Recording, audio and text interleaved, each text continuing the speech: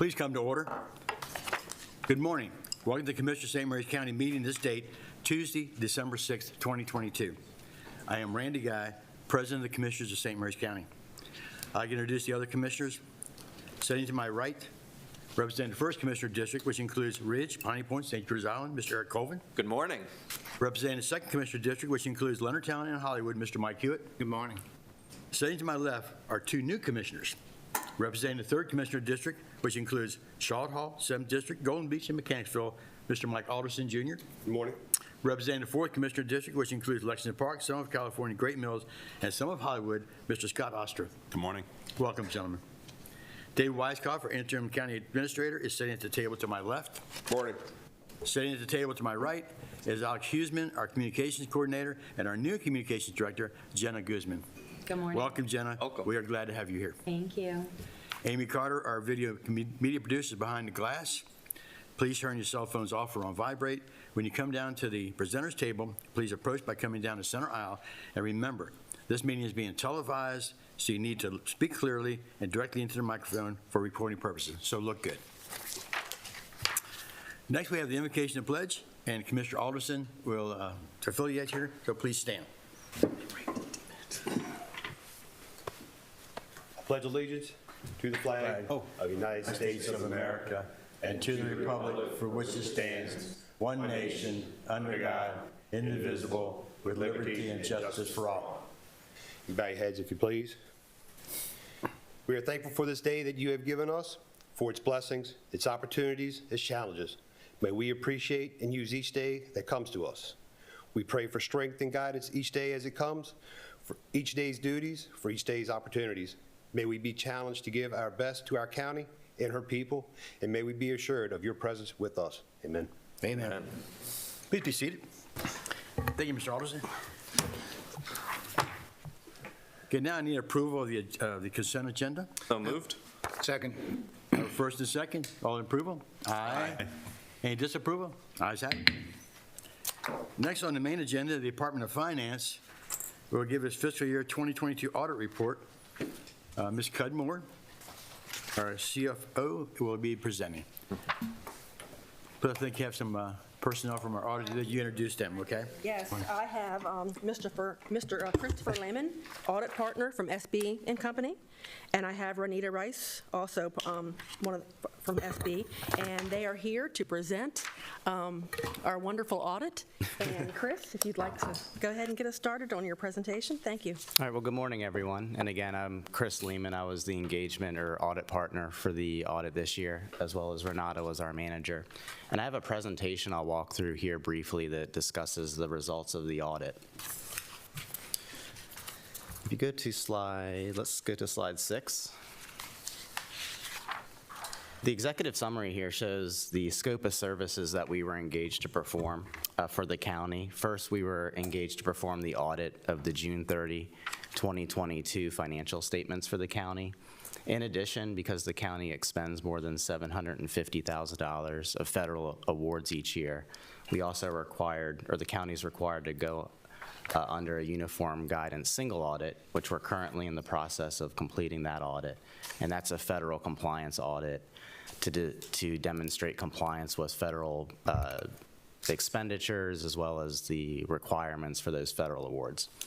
In addition, the state mandates a 911 trust fund audit of cash receipts and expenditures related to the 911 operation activities. We also assist in the preparation of the financial statements. The preparation of the financial statements is it's termed a non-attest service, but that is a service we're allowed to give under professional standards, and that does not impair our independence. We just have to make sure all the data is coming from management. Management understands all the data that comes into the financial statements, and we're merely just helping present the financial statements in accordance with GAAP. And then lastly, in association with the single audit, once that's completed, we'll also prepare the data collection form. That gets submitted to the federal government and shows that the county has demonstrated its responsibilities in compliance with the single audit requirements. Next slide. This slide here just shows a high-level summary of the results of the audit. I have a little more detail I get into in the next few slides. But at a high level, you'll see here we've issued a clean or unmodified opinion on the financial statements. That would be the best opinion we can give under professional standards, and that says that the financial statements are reasonably free of material misstatements. So it's a clean bill of health, if you will, from the opinion perspective. We did not discover any instances of fraud. A financial statement audit isn't a forensic audit, but we are required to have a skepticism that fraud could be perpetrated by anyone at any time. We didn't have any audit entries that we had management record through the audit process, so that just speaks to the quality of the ledger and the accounting, not only for the audit report that you get, but should give you comfort of what you're getting throughout the year is reliable information. We did not discover any material weaknesses in any of the internal controls, and we also received the full cooperation of management. Going to slide 9. This is a picture of our risk-based audit approach, and it's really showing you the functions and the areas of the audit. And the next few slides that I'll go through will highlight our summary of the control environment and the internal, or the key controls that impact the financial statements, which we do primarily through the second segment that you see here, which is assess and design the operation of controls. We spent a lot of time on the internal controls because if the controls aren't designed well, that could lead to errors or problems within the financial statements. So if you go to the next slide. This slide here shows our assessment of the control environment, which has 5 interrelated components that we look for. One is the control environment, the risk assessment process, information and communication, as well as control activities and the monitoring of those controls. And we concluded that there was an effective environment for the period under audit. Next slide. And starting on this slide, and it'll continue into the subsequent slide here, but looking at key processes that impact the financial statements, we looked at the treasury function in so much as it relates to bank reconciliations being done timely and accurately, also looking at investment reconciliations, especially looking at your pension plans and recording activity related to that. There's certain estimates within the financial statements. For example, some of the pension and OPEB-related calculations that are done by actuaries have significant estimates within them. So we look at the reasonableness of those estimates. Excuse me, just for a second. Yes. Do you make a determination on those? Do you have any, or are you just seeing if they're compliant with? Well, we do a couple things. One is we make sure they're not overly aggressive. So, for example, Oh, goodness gracious.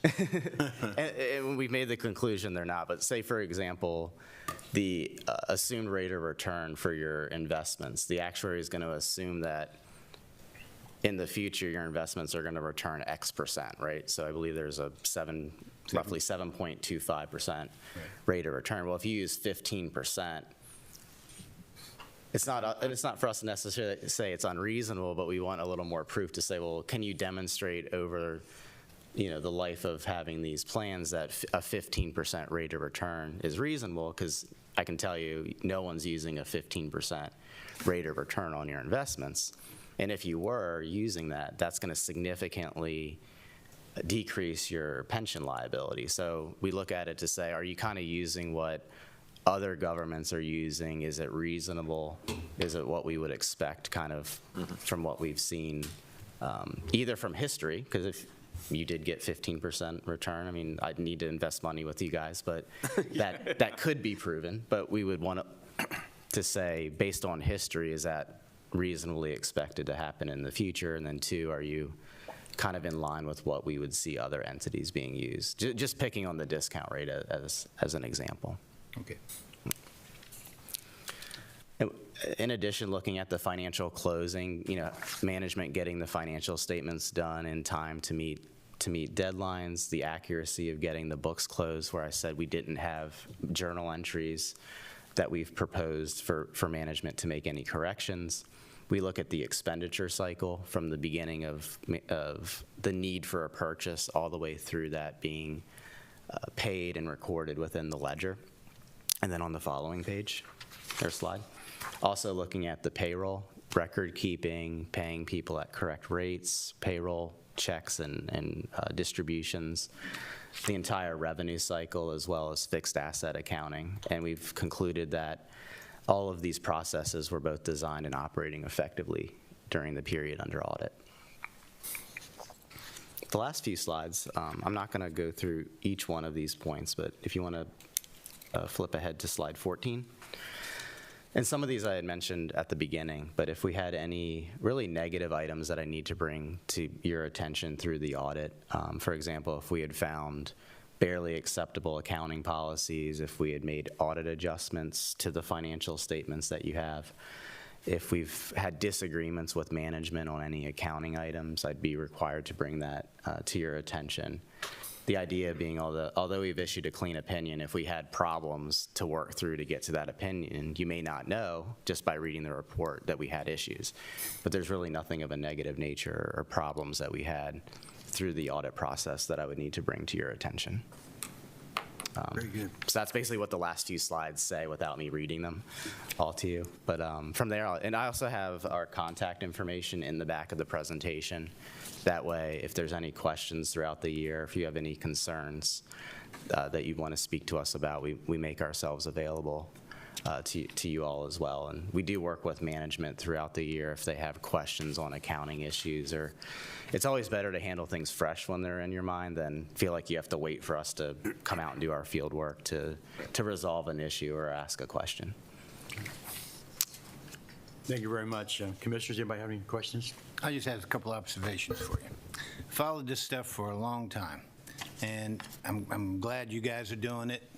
What I guess I'm going to ask you is you do other counties, I would assume. Yes, we do other counties and municipalities. And how do we rate compared to what you're seeing in other places? Well, Similar? I would say it depends on the metrics that you look at, and I would say some of the metrics that I look at just when I assess financial health of counties or municipalities, one thing I look at is, for example, fund balance Right. as a comparison to your operating expenses. To return on fund. Yeah, and, OPEB, things like that. Yeah, and we would look at how well funded your OPEB plan is. Like right now, the OPEB plan is more than 100% funded.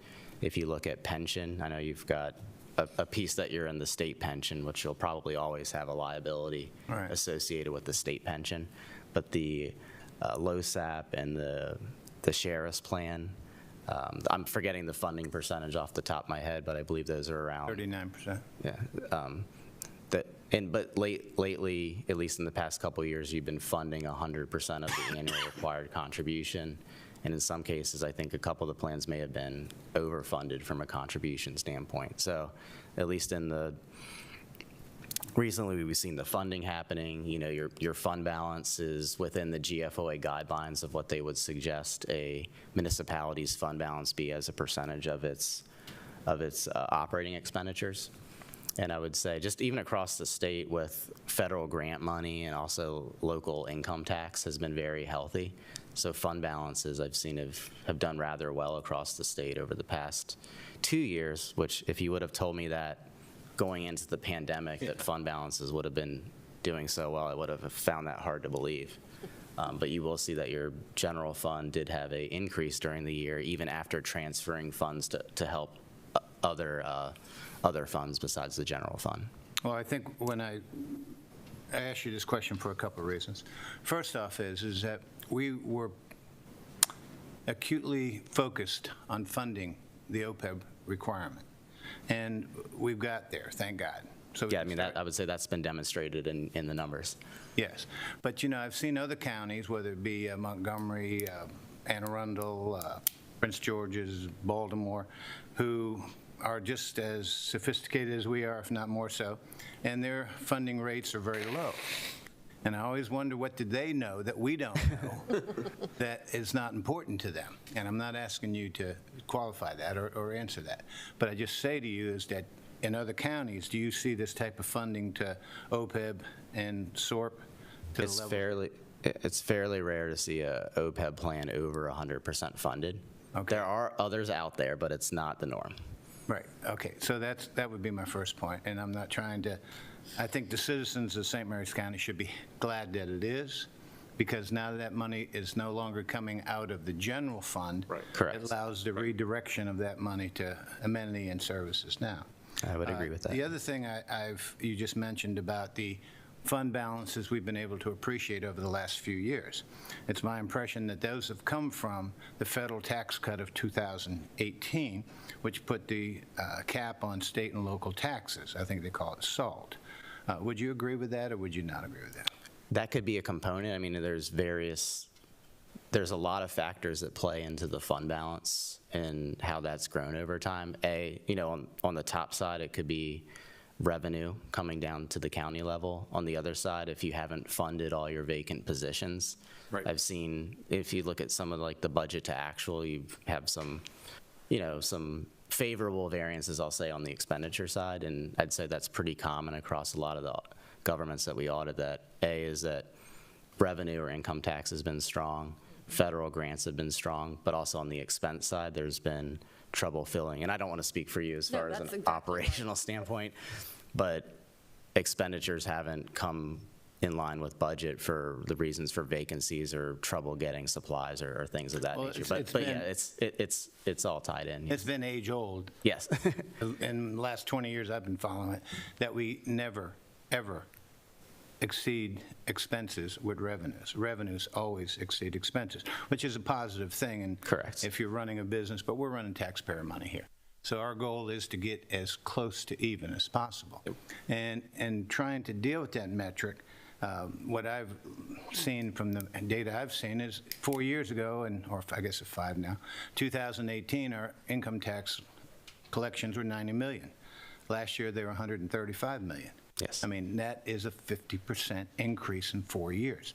That money, good news is, it's there. What makes it tough going forward is making sure it's going to continue. So when we start looking at budgets, which we're getting ready to do, we have a lot of people who want more. And look, if we got it, they should get it. Yep. Because they're the people that service our citizens. But the key gets to be, do you think these revenues are transitory? Because I looked at a chart that was given to me, and it showed our total fund balance at $90,915,000, whereas just 4 years ago, it was $49 million. It's up almost $40 million, over $40 million. I mean, it's for this commissioner, getting ready to start this new 4-year term and getting ready Yep. to start this budget later this And how do you manage that over that time yeah, period? I mean, it's a good thing to have. If I was in business, I'd be very happy, and I'm happy now. But do you see that kind of thing continuing? I don't know the answer to that. 'Cause Okay, good, thank you. That's a good answer. Okay. I don't think nobody knows that. As an auditor, I audit the past, so luckily I can tell you what's But happened. he's an auditor. We never know. I'm very bad at predicting the about their future. tax Just base I or can tell you whatever. based on We just don't know. my personal investing experience, I'm very bad at predicting the future.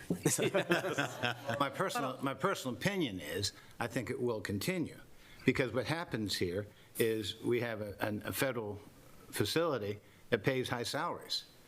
We have a local tax rate of a piggyback tax, which allows us to grab a portion of those high salaries. Yep. And as long as that continues, then I don't see it stopping.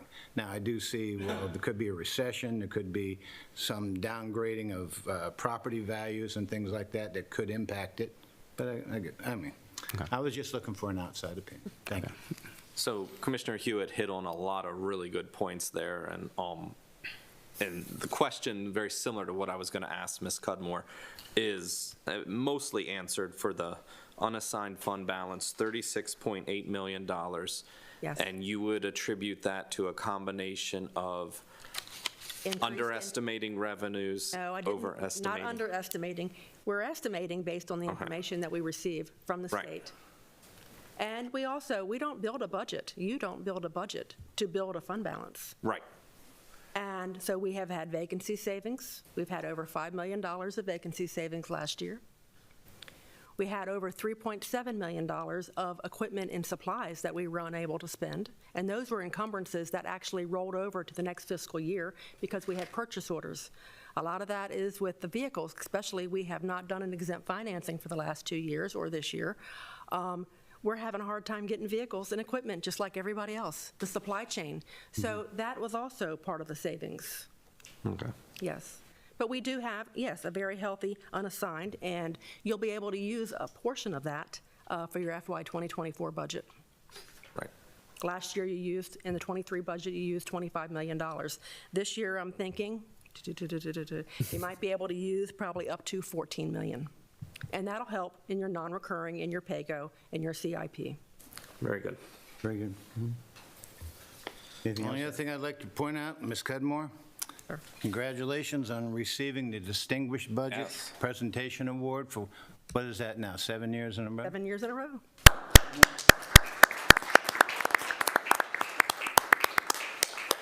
Thank you. This is much for you and your office. You've done a great job. Yes. We appreciate it. I know I have Joy Sapp behind me. She's our new deputy director. Thank you, Joy. At her first budget work session, and she is really a big part of this audit. So, thank you, Joy. Excellent. Well, I'm going to move to accept the report of the independent auditor on the financial statements of the Commissioners of St. Mary's County for fiscal year 2022 as presented. Second. I have a first and second. All in favor? Aye. Any opposed? Ayes have it. Thank you all very much. Yes, Thank you for the thank good you all. report. Thank Thank you. Thank you, Commissioner.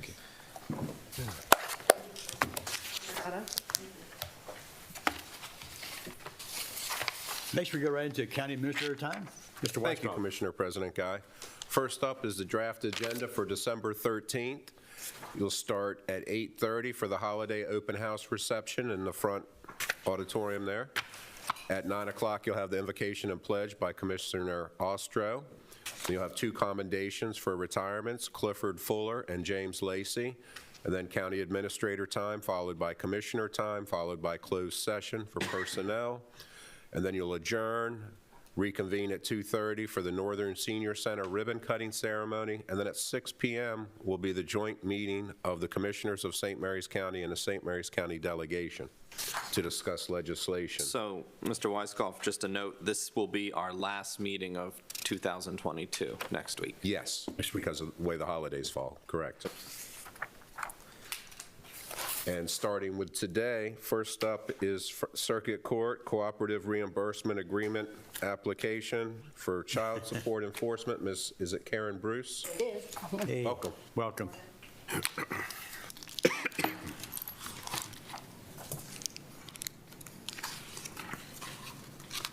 I'm here just to present the application to the CRA for the Department of Health and Human Services for the Circuit Court to fund the application to enforce child support.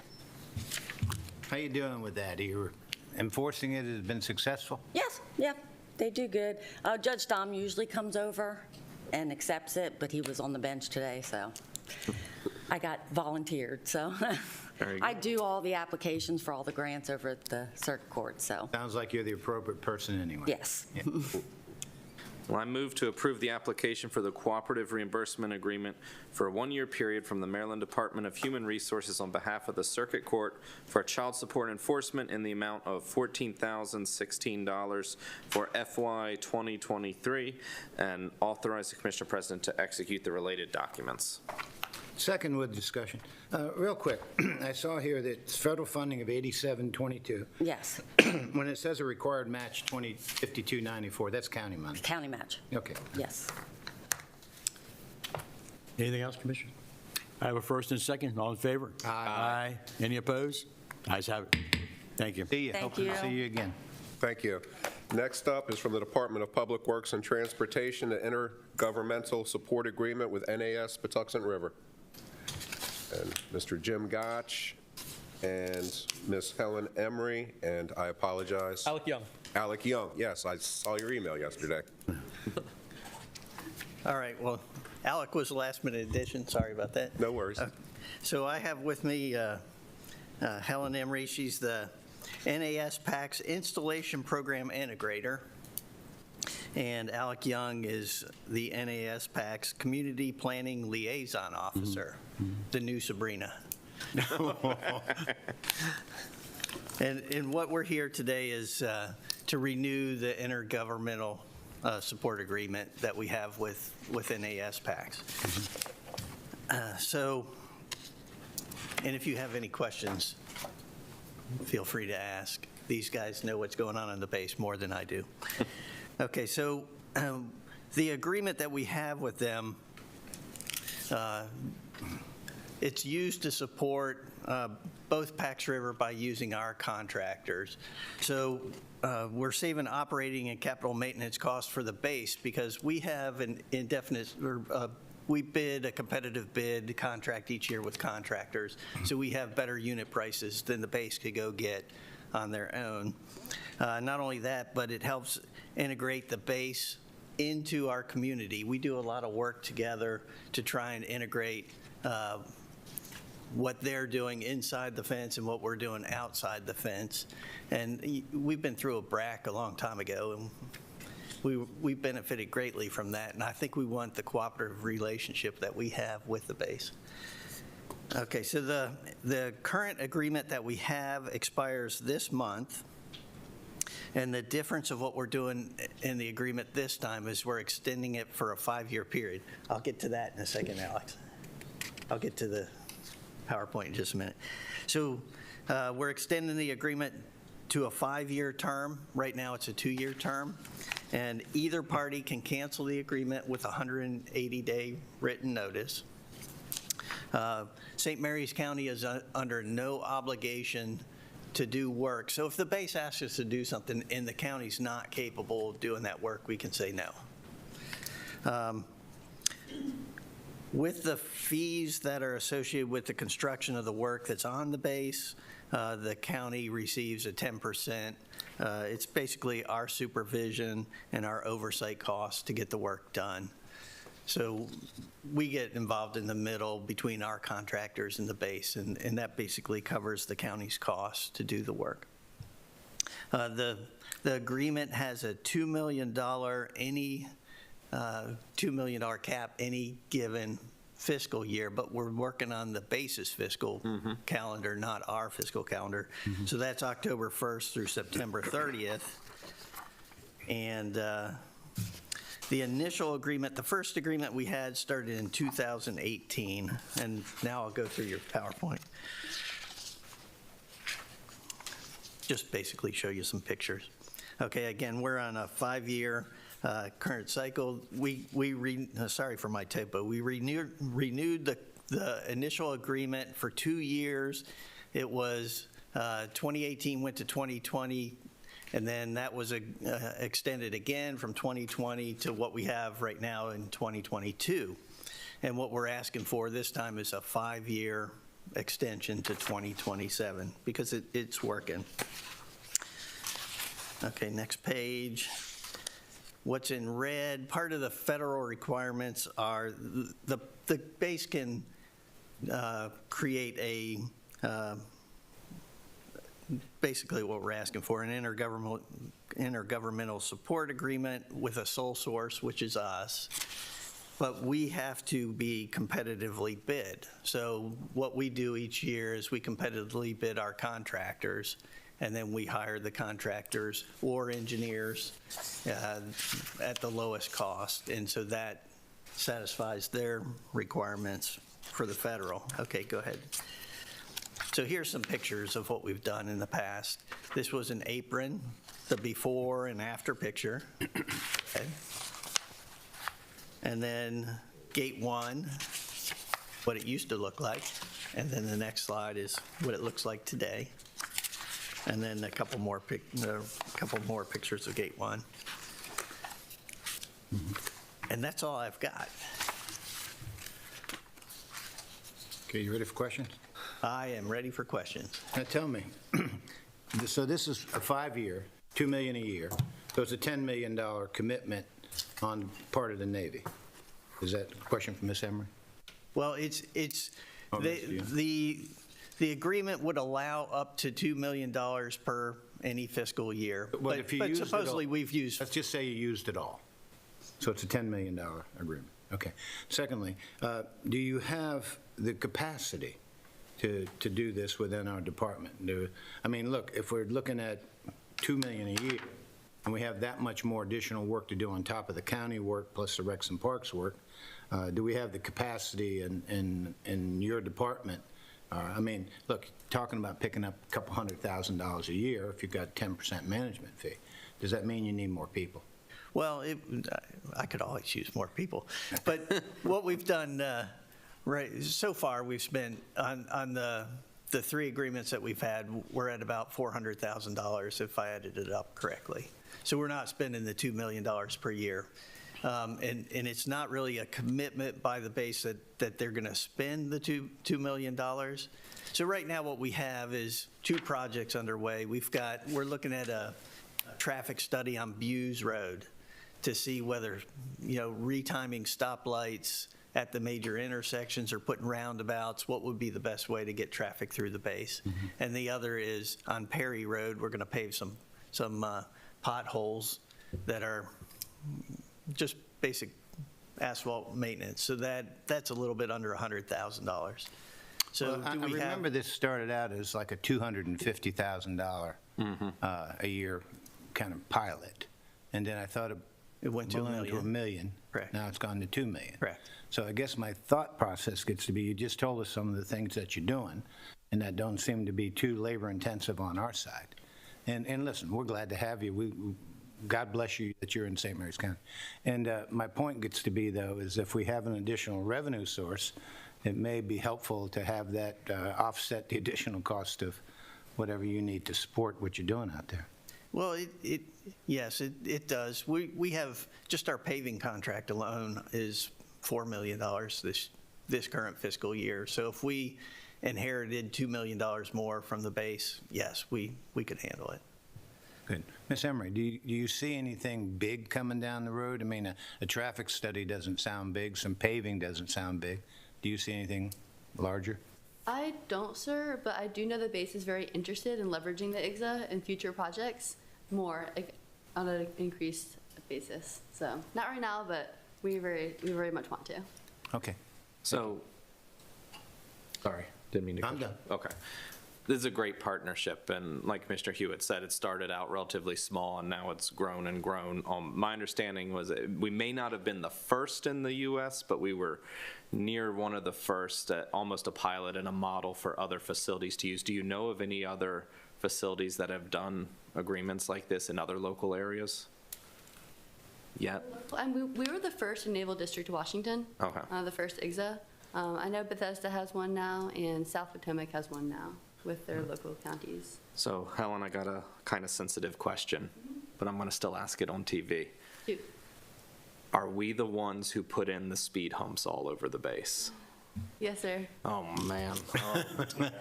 Good thing that came out after the election. Whew. Please, please, please. No, this is good. Thank you. Any other questions, Commissioners? Anybody else?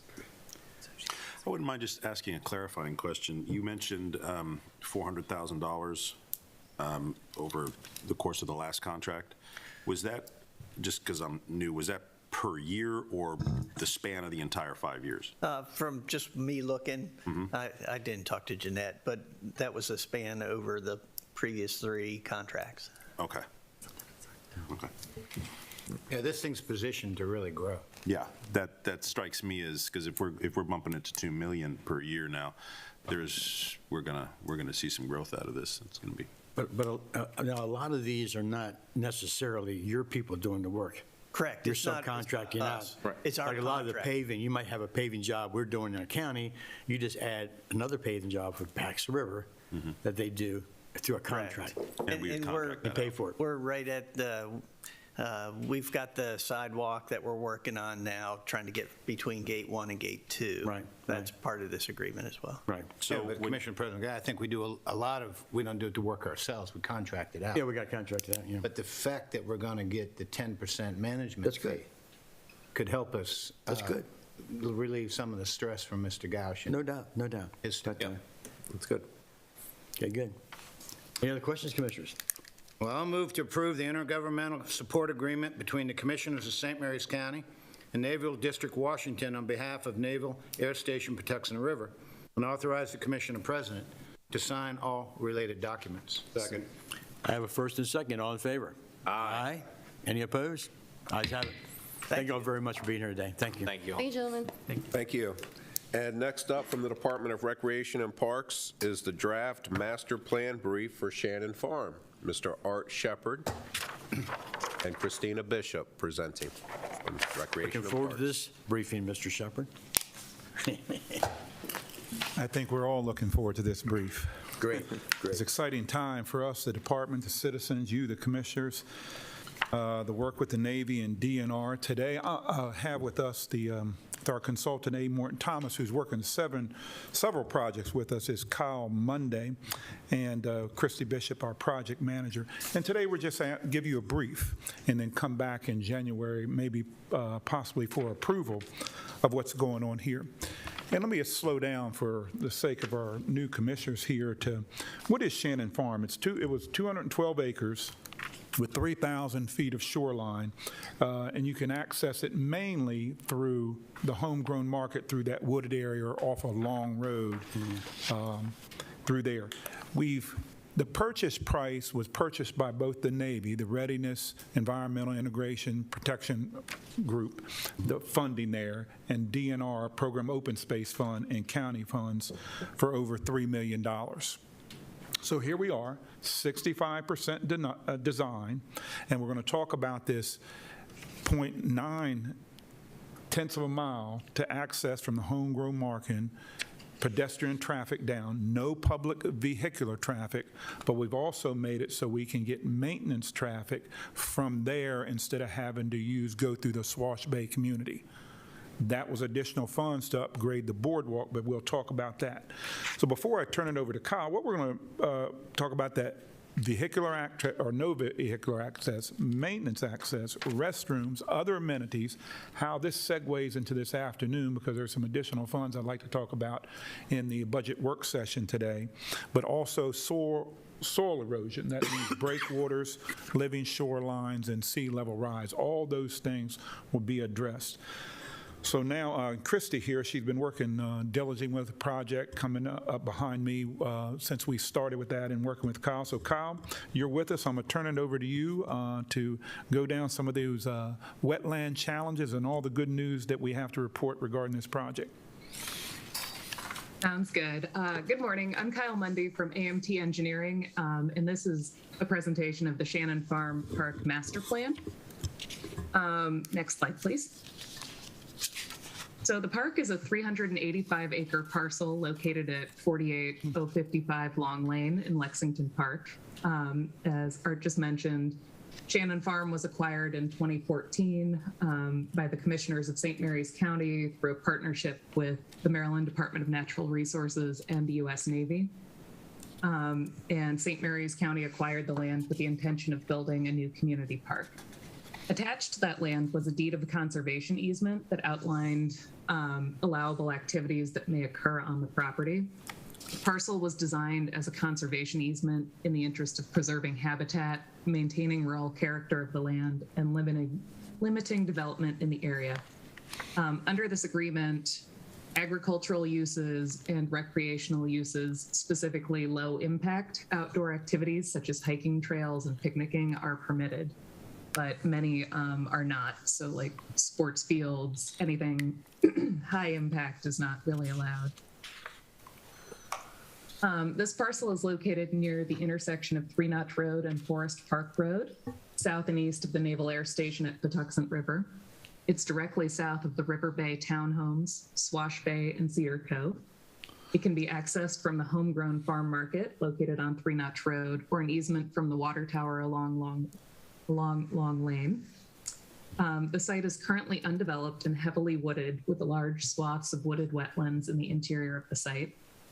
There are approximately 66 acres of wetlands on this property, and just so you know, filling of wetlands is prohibited, including for recreational purposes.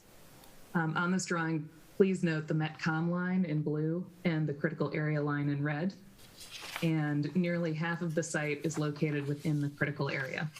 Next slide, please. The Shannon Farm parcel is currently an undeveloped lot of land. At present, there are no official uses. However, people do use it illegally to drive ATVs and to hunt. Much of the site is forested and forested wetland. West of the Metcom sewer line is an upland forest mix, primarily of oak, hickory, and pine. While to the east of that Metcom line is a lot more mixed oak and pine wetland forest with other patches of upland forest in the non-wetland areas. At the far eastern end of the trail alignment sits an early successional stage forest, mainly consisting of sweet gum. The forested areas are in good condition and are relatively undisturbed, except for the sewer line right-of-way and ATV trails that wind throughout the property. Next slide. Of the 385 acres, approximately 222 are located within the critical area. It is within an area known as the Resource Conservation Area, and basically that just means the land use regulations are the most restrictive. There are performance standards that address lot coverage, forest and developed woodland retention, replacement, construction on steep slopes, stormwater management, and habitat protection. So it's important when developing within the RCA to maintain forest. And because of all of this, the development of Shannon Farm will try to impact the forest as minimally as possible. Next slide, please. Steep slopes and erodible soils can lead to runoff that will eventually pollute the Chesapeake Bay. Within the critical area, you are not allowed to develop on slopes of 15% or greater. However, the good news on Shannon Farm is that the only steep slopes on the site, which are shown in blue on this slide, are located on the western side of the property and are well outside of the critical area. Next slide, please. Additional information about soils. Highly erodible soils, which correspond with steep slopes, are on the western side and are not great for construction. Hydric soils, which are shown in blue, are often related to wetlands, and they can also limit construction suitability. Next slide. A survey of the site shows that the main ecosystem for the area is a riparian forest. These have relatively undisturbed and very large tracts of forest, which support breeding populations of bids or forest interior dwelling birds. And then there are certain plant and animal communities that are the best example of their kind in Maryland. So preserving these habitats was seen as pretty critical to the design of the project. Next slide, please. Additionally, this is the exhibit that the U.S. Navy provided to us of their survey of wetlands on the property, and we could not develop within any of the areas shown on this map, and that includes minimal impacts like trails or boardwalks. So we did have to sort of avoid this entire interior area. Next slide, please. So the wetlands that exist along the trail alignment begin just east of the Metcom sewer line and extend across much of the alignment to the east, ending pretty close to the shoreline. These wetlands are non-tidal forested wetlands. And then the wetlands closest to the shoreline are both intertidal and subtidal. The wetlands along the trail alignment appear to be in good condition and are relatively undisturbed. The lack of development on the site has allowed the wetlands to remain and the natural plant and animal communities to flourish. Next slide, please. Since the park is located on the Chesapeake Bay, there are two general major concerns related to the water that need to be considered when we were designing the park, both shoreline erosion and sea level rise.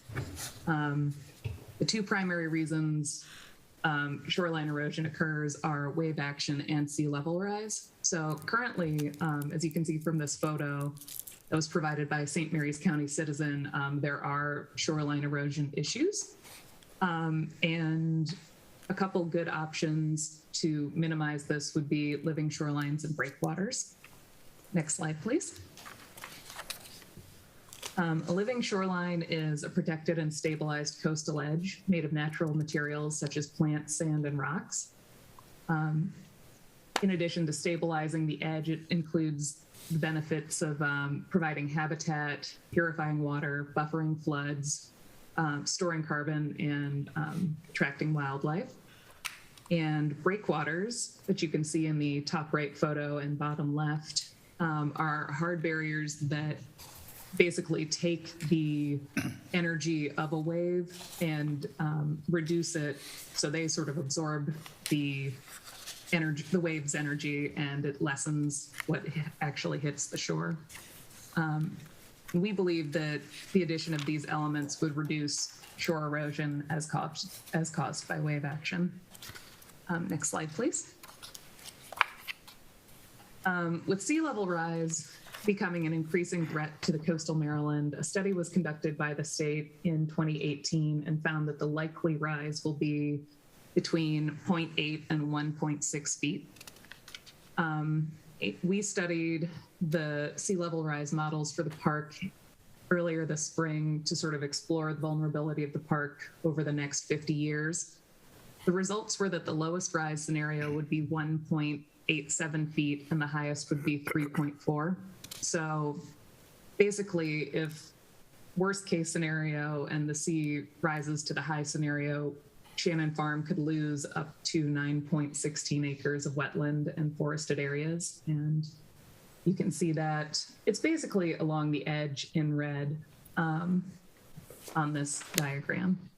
I mean, to be honest, Next if we slide. have that worst case scenario, we're going to have other bigger problems everywhere in the county. Yeah, I think, yes, that's very true. I was going to say, I don't think it would terribly impact the functionality of this park in particular. It just gave us sort of a guideline of where to avoid putting permanent structures. Okay. So, next slide.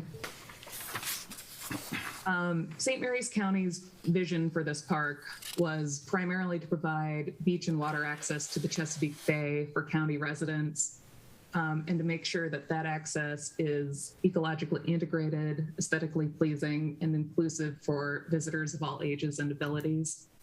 That would include multi-generational passive recreation opportunities, ADA accessibility, gathering spaces for individuals and families, a playground for children and their caregivers, and providing all these things with an environmentally sensitive solution, especially because we are in the critical area. Next slide. So after meeting with the Department of Recreation and Parks, AMT developed two concepts based on that discussion. Two potential entry points were considered, one from the water tower along Long Lane, and the second basically extending Long Lane as a bridge over the wetlands. And that second concept was ruled out due to cost. The first concept was explored and developed and presented to the county and stakeholders. However, local residents and communities were concerned about additional traffic that would be brought to Long Lane and about having an access road behind their homes. So we went back to the drawing board, and after much discussion, a new access road coming in from the Homegrown Farm Market and Three Notch Trail was agreed upon. So it will be a trail for pedestrians and cyclists without private vehicles allowed on it. And large portions of the trail will contain or will be boardwalk. So next slide, please. Now, that trail is over a mile long, right? Yeah, that sounds like a long way. And I walked that. It is. Let's get you, Remember? a bunch of Ah, questions. yes, Let's I let remember you finish. coming out. Oh, we're ready. Yeah. Well, this was the design that we landed on. This is the master plan for Shannon Park.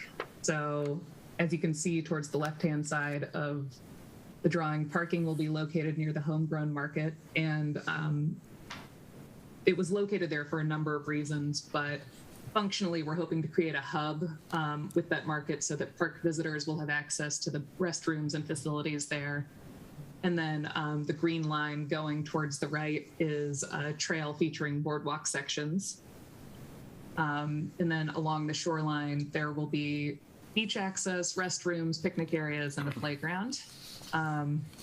So we spent a lot of time talking about the environmental constraints, and I'm just going to point out a couple and how they were addressed through this design. So the biggest one is boardwalks that were used to reduce the impact to the wetlands. We're proposing using boardwalks to cross basically any wetland on the site. The piers of the boardwalk require a much smaller amount of land disturbance than an asphalt trail. And when we are doing mitigation calculations for the Maryland Department of the Environment, they don't consider boardwalk on helical piers to be an impervious surface. So that sort of minimized some of the mitigation that we had to do on site. So steeper slopes, St. Mary's County is really committed to making this trail accessible for all users. As I showed you earlier, the western side is challenging because there are slopes over 15%. And for a trail to meet ADA requirements, it has to be less than 5%, even though you can do a trail in like an 8%, according to the USDA Forest Service.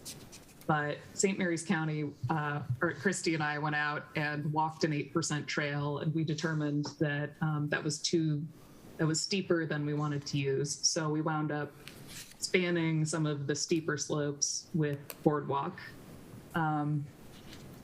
Additionally, that actually wound up minimizing our impact to the land and saving 10 trees that were over 24 inches in diameter. So doing that one little section of boardwalk that I believe is the first section really minimized the impact of this trail to the natural environment. In all the disturbed areas, we're proposing meadow planting. These native meadows will provide habitat for native species and require a lot less maintenance than lawn. And stormwater management. The project stormwater management is defined by the limit of disturbance, which in this case is approximately 6 acres. And to meet the quantity requirements, we've proposed microbioretention facilities, grass swales, bioswales, and sheet flow to conservation areas, which is basically to say we're using the MDE's best management practices to meet the increased stormwater runoff quantities. And I'm going to walk you through a couple of the main features of the site. So next slide, please. Similar to other park facilities, St. Mary's County Recreation and Parks wants to be able to control access to the beach from the homegrown market. There will be a manned gatehouse with an arm at the entrance to the parking lot. They will most likely collect fees on the weekends and for out-of-county visitors. And the fee schedule is still to be determined. Next slide, please. The main access route will be about 10 feet, will be a 10-foot wide asphalt trail. As I had mentioned earlier, it's designed to be fully ADA accessible. And on either side, there will be 2-foot shoulders. Next slide, please. The section of the boardwalk, it'll be a 14-foot wide segment over the forested wetlands. The boardwalk will have helical piers to minimize disturbance. Most of these boardwalks are not over 30 inches from the ground, so there will be a toe kick and not a railing along all but 2 sections of boardwalk. And the boardwalks have been designed to support the weight of maintenance and emergency access vehicles, but again, this will not be open to the public and their vehicles. I'm sorry, it won't be open to public vehicles. People can walk down it, obviously. In other words, continuous use. Right. Next slide, please. The playground that we're proposing will be a multi-age natural playground, probably with a nautical theme. A natural playground is a play environment that consists of elements and textures that are natural, like tree logs, stumps, boulders, and plants, instead of your traditional steel structures. Next slide, please. Since we're making the entire trail ADA accessible, we wanted to make sure that the beach was accessible also. These are called Moby mats, and they allow wheelchair users access to sandy areas. So we will, when we get, down to fine design, we will look into exploring a number of different ADA options. Next slide, please. There will also be non-ADA access because the shoreline is currently eroding. We want to try and channel park users to accessing the beach at certain spots, and having stairs will prevent people from scrambling down the edge of the forest and further eroding that shoreline. Next slide. We're proposing several picnic shelters along a gravel trail at the forest and shoreline edge. The picnic shelters will be on concrete pads and will have a number of picnic tables under them. Next slide, please. And the park will include restroom facilities near the playground at the beach. There are currently no utilities, including water, sewer, or electricity on the Shannon Farm property. So these facilities will most likely have to either be pump out or vault toilet restrooms. And on that note, that concludes this presentation. So a reminder, Commissioners, there's no seeking approval today. It's a brief, because I know there's possibly many questions, but also it's a good time in the sense of what this means for funding or subsequent funding with our upcoming budget work sessions. So we're open for questions. So a couple questions. I'm sure we all have questions. And I think the three returning commissioners have all been out there and seen. I think you've been there, Commissioner Hewitt. I know Commissioner Guy. I haven't been on the trail. Okay. It's a beautiful piece of property and will be a wonderful park for our residents to be able to access the beach. Couple concerns. I like that the new plan minimizes impact to the neighbors because we got a lot of concerns about that before. Are the breakwaters, is that part of the current plan that we will be funding and moving forward with? The shoreline revetment. Yeah, you look in the budget worksheets that we have, we put the allocated money, well, not allocated, planned money for FY26 to get that done. Mm-hmm. That was the reason for adding that to the budget in FY26 to take care of our shoreline. The shoreline protection that they showed us. We've seen several other places in the county where we just want to be sure that we're not impacting neighbors' beaches by any man-made structures that we put on the beach here. The playground, I like the idea of having a playground there. I personally would rather see the playground up at the Homegrown Farmers Market. I mean, we build this stuff so that our residents can use it, and I think it would get more use there so that families are shopping and at the market they can play the playground at the same time, not necessarily have to pay the fee to get into the park to get to the playground. It would minimize critical area disturbance if we're not building a playground down by the beach and people are going on a mile-plus walk to get to the beach versus play on a playground. That's let me sneak this in. I think we need two. Two playgrounds. Yes.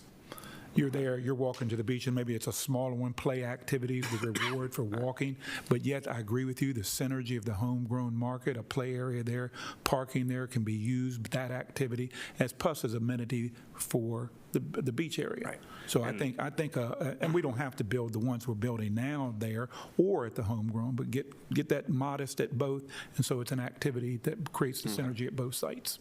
Okay. And then last concern that we've talked about before, parking. Is there sufficient parking in this plan? This park is going to get the most use during the summer on Saturdays when the homegrown market is already at capacity for parking in the mornings. It's a busy area, people walking around, children running around. Kyle, we've addressed in there the number of parking spots we have in the plan now, but we'll certainly, as we come back, we'll have that total number and what that means.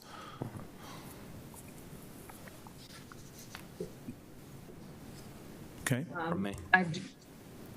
Where's she going? Kyle? Oh, no, I'm here.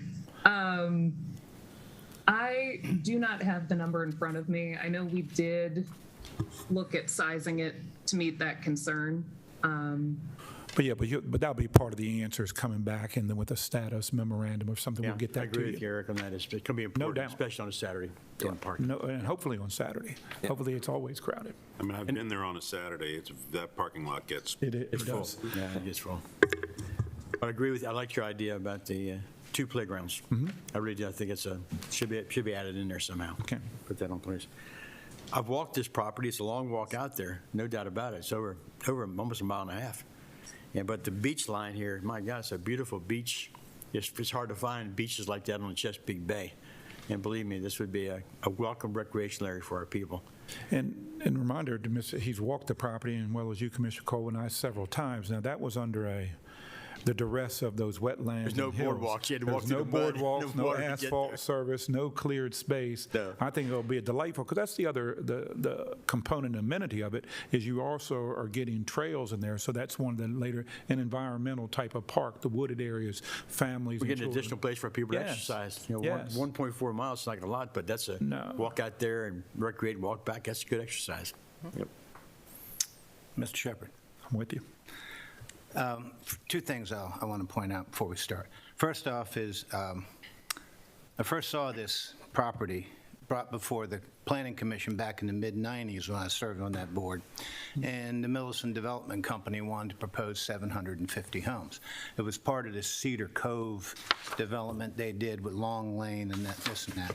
And they ran into issues going forward, because they wanted to do a marina, and they had an ambitious plan, but these wetlands. So that was something that kind of stalled them, and the fact that we have it now is a good thing.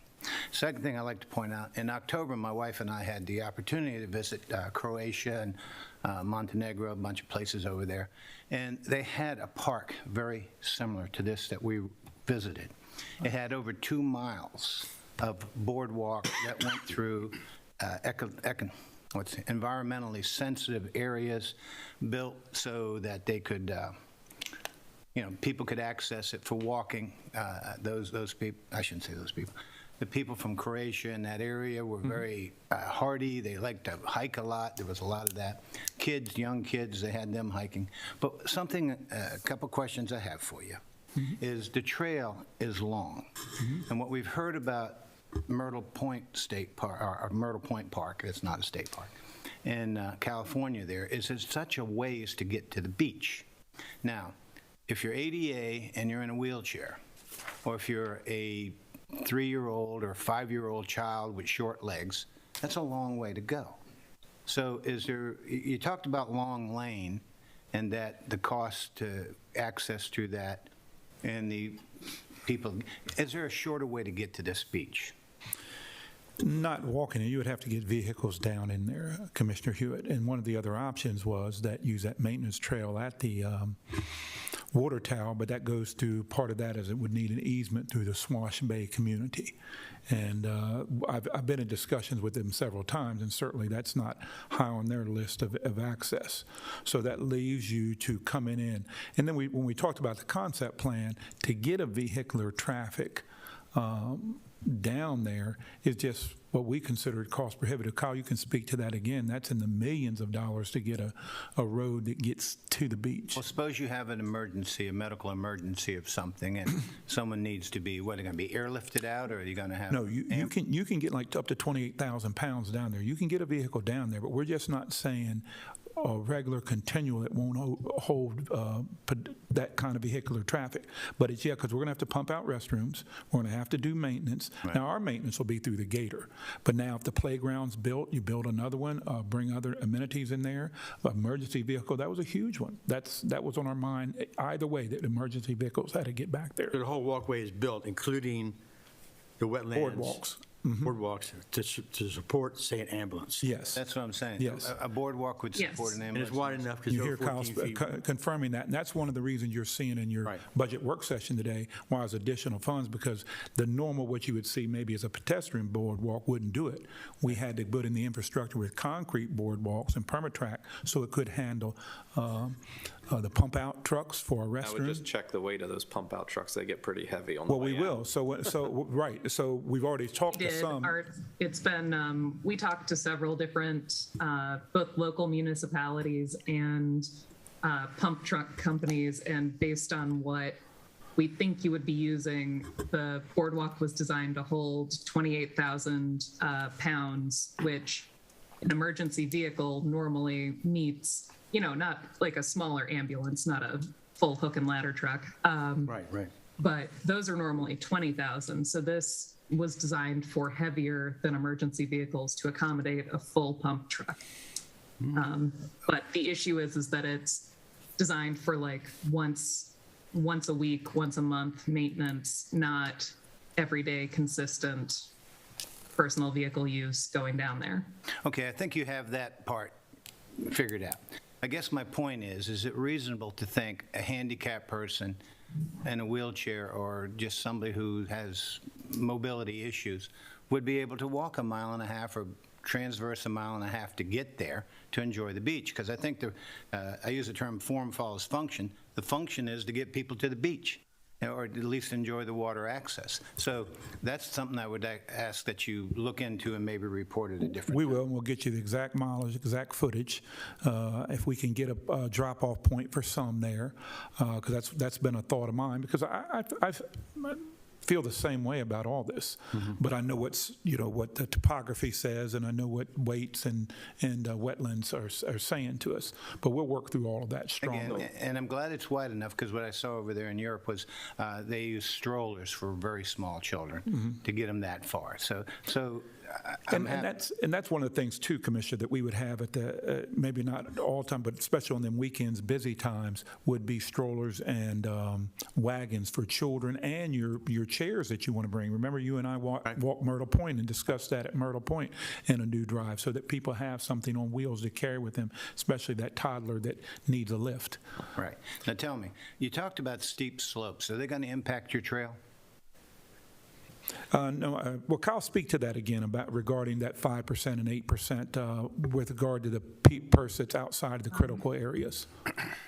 Basically, we used a boardwalk to bridge the steepest slope areas. So instead of the trail being at 15%, which is over 15%, which is what that land area normally does, I think that we have the boardwalk going at 2%. And we basically, it was a ridge and valley, so we just took boardwalk across the valley. So we didn't have to accommodate that, and that both allowed us to remain ADA accessible and greatly reduced the impact to the land, which reduces construction costs. Okay, well, it's good to know. Do you have no more than a 2% slope anywhere on this boardwalk? It goes up to 5, Up to 5%? And the ADA requirement is? under 8. Under 8, so no more than 5% anywhere? Outdoor, yeah. Okay. All right, well, it sounds like Yes. you got that under control, too. Okay, restrictions versus the Navy wetlands. Have you mitigated that? We ended up realigning the boardwalk to eliminate going through any of the wetlands designated by the Navy on your concept map that you have in the presentation. So you lengthened the trail.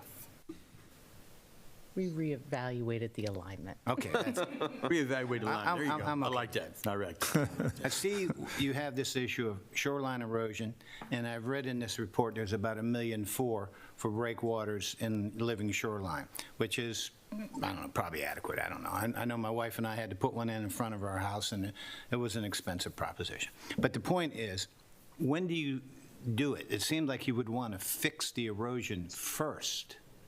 What's your timeline? What gets fixed first? How's this get? Well, we're at 65% design. Great question, but those are my next questions with A. Morton Thomas and Kyle's, how we do this scheduling timeline, getting out of the master plan. Because the permitting process, because to me, you want to access, get that done. But without the trails and boardwalks, can you? But with the heavy equipment, can you get on and do that? So all those are going to be answered, and I'll have better answers when we come back for a master plan approval. Okay, because what I see in this budget document that we're probably going to look at this afternoon That's right. sometime is this looks like in the next couple of years. Yes. And I guess that seems ambitious. Well, it is ambitious considering where we are at 65% in the permit process. It is. Well, It is. given DNR and those state processes, MDE, you know, those permits are, and It is. especially for the impact you're going to. And MDE's They've been out. working on that. They were down there. we MDE brought walked us, to go with. they walked it Can I twice. clarify one point, Art? Go ahead. So the master plan is sort of like a general roadmap that was intended to be broken down into phases. And the 65% that Art keeps talking about is the first phase of design was determined to be access to the shoreline. So that is the first phase, but it's sort of, the document was designed that you can build this as both time and budget allows. So the break lines haven't been, or the breakwaters and shoreline have not been designed yet. It's just at a conceptual level, and it's as the county basically wants to do it, is as you have funding or interest in building those. Okay, well, I guess this timeline I'm looking at could be probably bumped out. Possibly. And Ms. Mundy, it'd be helpful if you can attend next time we come. This non-visual part's tough. So I'm done. So I would, in my mind, this is very comparable to Flag Pond Park over in Calvert County. Long walk to the beach. They probably have a higher fee than what we would charge for our residents to get into it. They don't have a paved walkway, and they have a lot steeper grades, and their parking lots, multiple parking lots, fill up on a weekend. So they have to draw shark's teeth, but it'd be very popular, I think. One question for you. Yes, Commissioner. This is, it's going to be a wonderful thing, the Shannon Farm, but one of my concerns is, do you currently have enough staff in place to maintain the park facility once it's open? That seems to me it's going to be quite an extensive bit of maintenance required and upkeep and those things. And monitoring. Are you envisioning you're going to need, and monitoring, yes. Are you envisioning you're going to need more staff to accomplish that? How do you? Yeah. Well, we'll be working on that in the next couple of weeks, too. But in a lot of our ways, through the fees and charges at the gate, that pays our hourlies. So the seasonal hourlies, we can presume they're taken care of. Then we have our contract services involved. So, and then, it'll impact our FTEs and our parks maintenance staff and management plan. But we'll be having those discussions with you and the commissioners over the next few weeks regarding our entire parks operation. Right. Thank you for asking that, though. Any other questions, commissioners? Anybody else? Art, thank you all very much for being here today and for presenting. It's just something like a great plan, great asset to our community. Thank you. Thank you, Kyle. Thank you. And next up is also from Mr. Art Shepard with Program Open Space Funding Infrastructure Grant Award. Commissioners, this is an award that's fully funded through Program Open Space Funds. It did not require a match of $1,125,000. And the four projects that we're all excited about, the citizens have heard about them, is the renovation of Leonard Hall Recreation Center, the new Field 6 improvement at Dorsey Park with lights, parking lot lighting, which for public safety is so big now that we're going to have that finished at 5th District Park, and lastly, an ADA transition plan. So really, you approved the application weeks ago. It's approved by the Board of Public Works of DNR, and now we're just asking you to receive the award. Need a motion? Mr. Ostro or Mr. Alderman? I move to approve the Program Open Space, Local Parks and Playgrounds Infrastructure Grant Award in the amount of $1,125,000, reducing the FIN 23 and increasing project RP 2303 for the Leonard Hall Recreation Project, Dorsey Park Athletic Field Improvement Project, 5th District Parking Lot Lighting Project, ADA Transition Plan Project, and authorize the Commissioner President to execute all related documents. Second. I have a first and second. All in favor? Aye. Any disapproval? Ayes have it. That was easier. Thank you all. Appreciate it. Thank you. And next up is from the Department of Aging and Human Services, for fiscal year 2023 Senior Rides Project MD 2305, notification of grant award. Ms. Lori Jennings Harris presenting. Thank you, Mr. Wisecup. Good morning, Good morning. Commissioners. So as just pointed out, this is the FY23 Senior Rides Notification of Grant Award for seniors who have no other way to get to doctor's appointments and to run errands. So we have volunteer drivers who transport eligible seniors to their desired locations. This grant comes from the Maryland Department of Transportation in the amount of $11,900. This is about our 14th year receiving this grant, and we look forward to continuing. First question I have, do you have any problem getting people to participate in this since it's a volunteer, right? They have to use their own vehicle, their own Yes. insurance and whatever? Volunteers, since the pandemic, we've had a drop-off in the volunteers who were registered.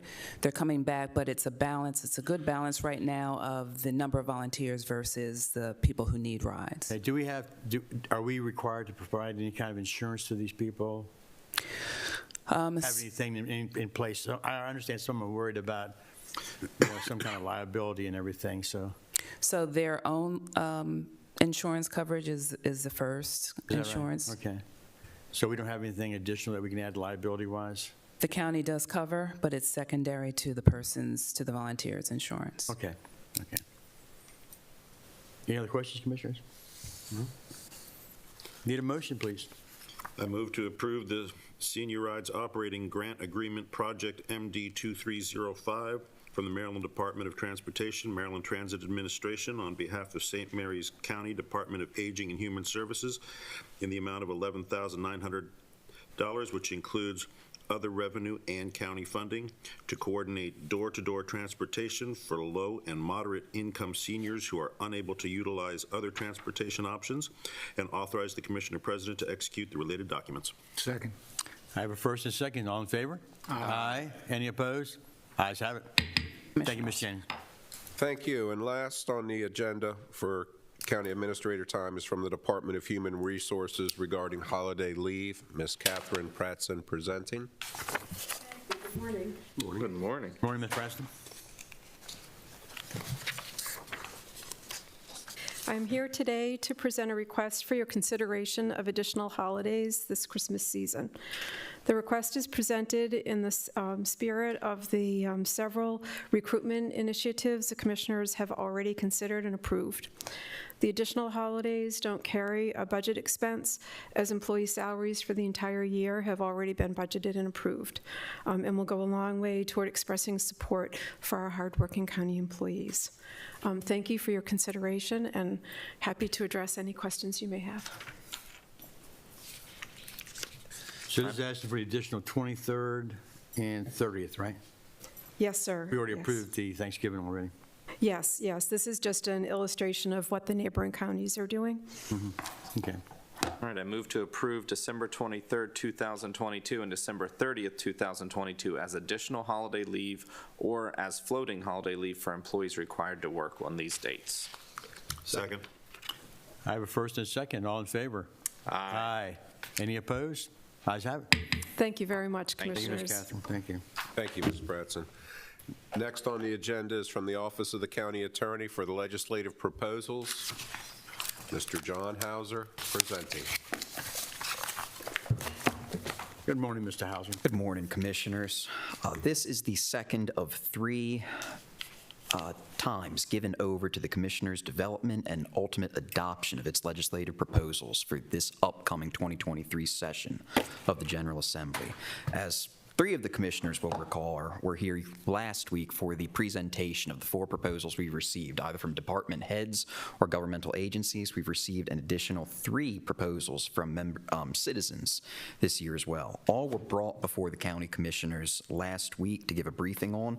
Wasn't much work or development the commissioners requested of us, so the packet the commissioners have in front of them today is much unchanged from where it was this time a week ago. The only differences made were updates to the letters the draft letters and the motions to reflect that the commissioners indicated that with respect to the three citizens' proposals, they did not want to take positions for or against the measures this year, but simply to act as a conduit to forward those along to our delegation for their consideration. So, comment on that. My understanding is that all of the delegates and senators around the state are always open to petition for legislative ideas from residents, correct? That's correct. So these proposals that have come forward that would change our local election process, I don't think it's any secret that at least the majority of people on this board have opposed those for various reasons. I would argue against even forwarding them to the delegation and let the citizens reach to the delegation on their own. It's not something I would support. I think it would be detrimental for the county if these changes were enacted. So I would say not even no position, we just don't even forward anything. That's entirely the commissioner's call, and if that's what the commissioners would like to do with respect to those three proposals, that is absolutely a path of action we can accommodate. Okay. I would say that this commissioner doesn't really oppose what was done before. I didn't like the way it was done, but I would also say this, that people want to petition their delegates or their senators. Unless there's some way that's spelled out to do that, it looks like this has been the avenue that I've seen over the last 8 years I've been hanging around here. And so I'm not opposed to it going through us. I do believe people need to be able to make recommendations to their representatives to how they feel things should be changed. But we have no impact or no ability to change these things. So I guess my thought process is I wouldn't want to support or deny them as much as I just want to pass them on. If we're a conduit for it, that's fine. If there's nothing else figured out, if we, in the future, I can hear Commissioner Colvin, if we want to figure out another process for these individual or personal recommendations other than going through the commissioners, I'm fine with that too. So I feel like I've seen the delegates and senator reach out publicly before and have open periods that people can submit legislative ideas to them, but I can't think of exact times that they've done that. Give me an example. I don't remember the exact time. I just feel like I've seen that before. So maybe I'm wrong, maybe I'm misremembering, but on those last three, I would not vote or make the motion to send them forward to the delegation. I would let the individuals do it themselves. And I have the same feeling you have, Eric. I think that these proposals should be sent back to the individual saying, you have the right, here's the address to send it to your delegation and senator, and you're free to send it to them And as an individual. I sure feel that coming they from already us, we are sort of either supporting or not supporting, even though we're saying no position. It's still coming from us. And I don't feel comfortable about this at all. Okay. I feel that these proposals right here should be up to the citizens of St. Mary's County and should be put on some kind of referendum for the next voting. Yep. And they make a decision, not us. Well, Mr. Weiskopf, you have more corporate knowledge in this regard than probably Mr. Hauser. What's your thoughts? Probably the cleanest way would be to just vote, if the commission so desires, to vote no, right? In terms of, we don't agree with sending this up because we don't agree with the proposal, right? Instead of just doing the Pontius Pilate, right? It's always better to make a decision. Explain Pontius Pilate. I knew who he was. Meaning, to wash your hands of it, to just, make no decision. Let, say, So pass this a no plate from position us, just to right. send it back to the individual, say, you can Right, go ahead and submit right. this up to you, and here's the information you need to send it forward. Or to give it, the other way to do it is to give it to the delegates with an unfavorable recommendation, and they take from that what they want. But it still gets, so you get the best of both worlds, right? It still gets forwarded to the delegation. It's just that we as commissioners do not support it. Because I think ultimately this has to be something should be decided by the people, not, Well, I agree with that too, but so what do we do with the proposal? It's going to be, okay, well, let's go through them, and gets to that point, we'll make a decision. So the plan, and I'm happy to truncate process as much as the commissioners would desire, but the idea was to present each, as similar to the briefing done last week, each of the 7 proposals, give a little bit of additional background on the 4 governmental proposals. With respect to the 2 commissioners we have joining us, if there are any questions to jump in, please ask them of me. If it's a question I can answer, I will do so to the best of my ability. If it's a question that calls me to look over my shoulder nervously at either Mr. Erickson or Ms. Cudmore, they are here and ready to help out as may be necessary. The first proposal we have before the commissioners this year does come from Ms. Cudmore. It is a request to ask the General Assembly to grant the county additional bonding authority in the amount of roughly $56 million for fiscal years 2024 and 2025. The current bonding authority the county has takes us through our capital improvement projects up through FY 2023 with about $3.7 million left over. The additional $56 million in authority would be required to get us funded for the capital improvement projects we have budgeted for fiscal years 2024 and 2025. It's important to note, as Ms. Cudmore does in the material she provided, note that by voting to ask for bonding authority, we do not immediately increase debt overnight. Bonds still have to be sold, the costs have to be incurred. That is the moment the county's overall debt load actually grows. By law, the county is limited to take on no more in total aggregate public debt, an amount not exceeding 3.15% of our assessable real estate property tax base. Of that 3.15%, 40% of it must be set aside for Metcom-related projects. The remaining 1.89% is what the county has to use to give to capital improvement projects. In addition, the county commissioners have adopted a policy that debt service should amount to no more than 10% of the budget for any given year, though this would be an additional if all of the requested authority is utilized. This would still keep us within those limits. Are there any questions on the proposal to request the additional bonding authority in the amount of $56 million be granted?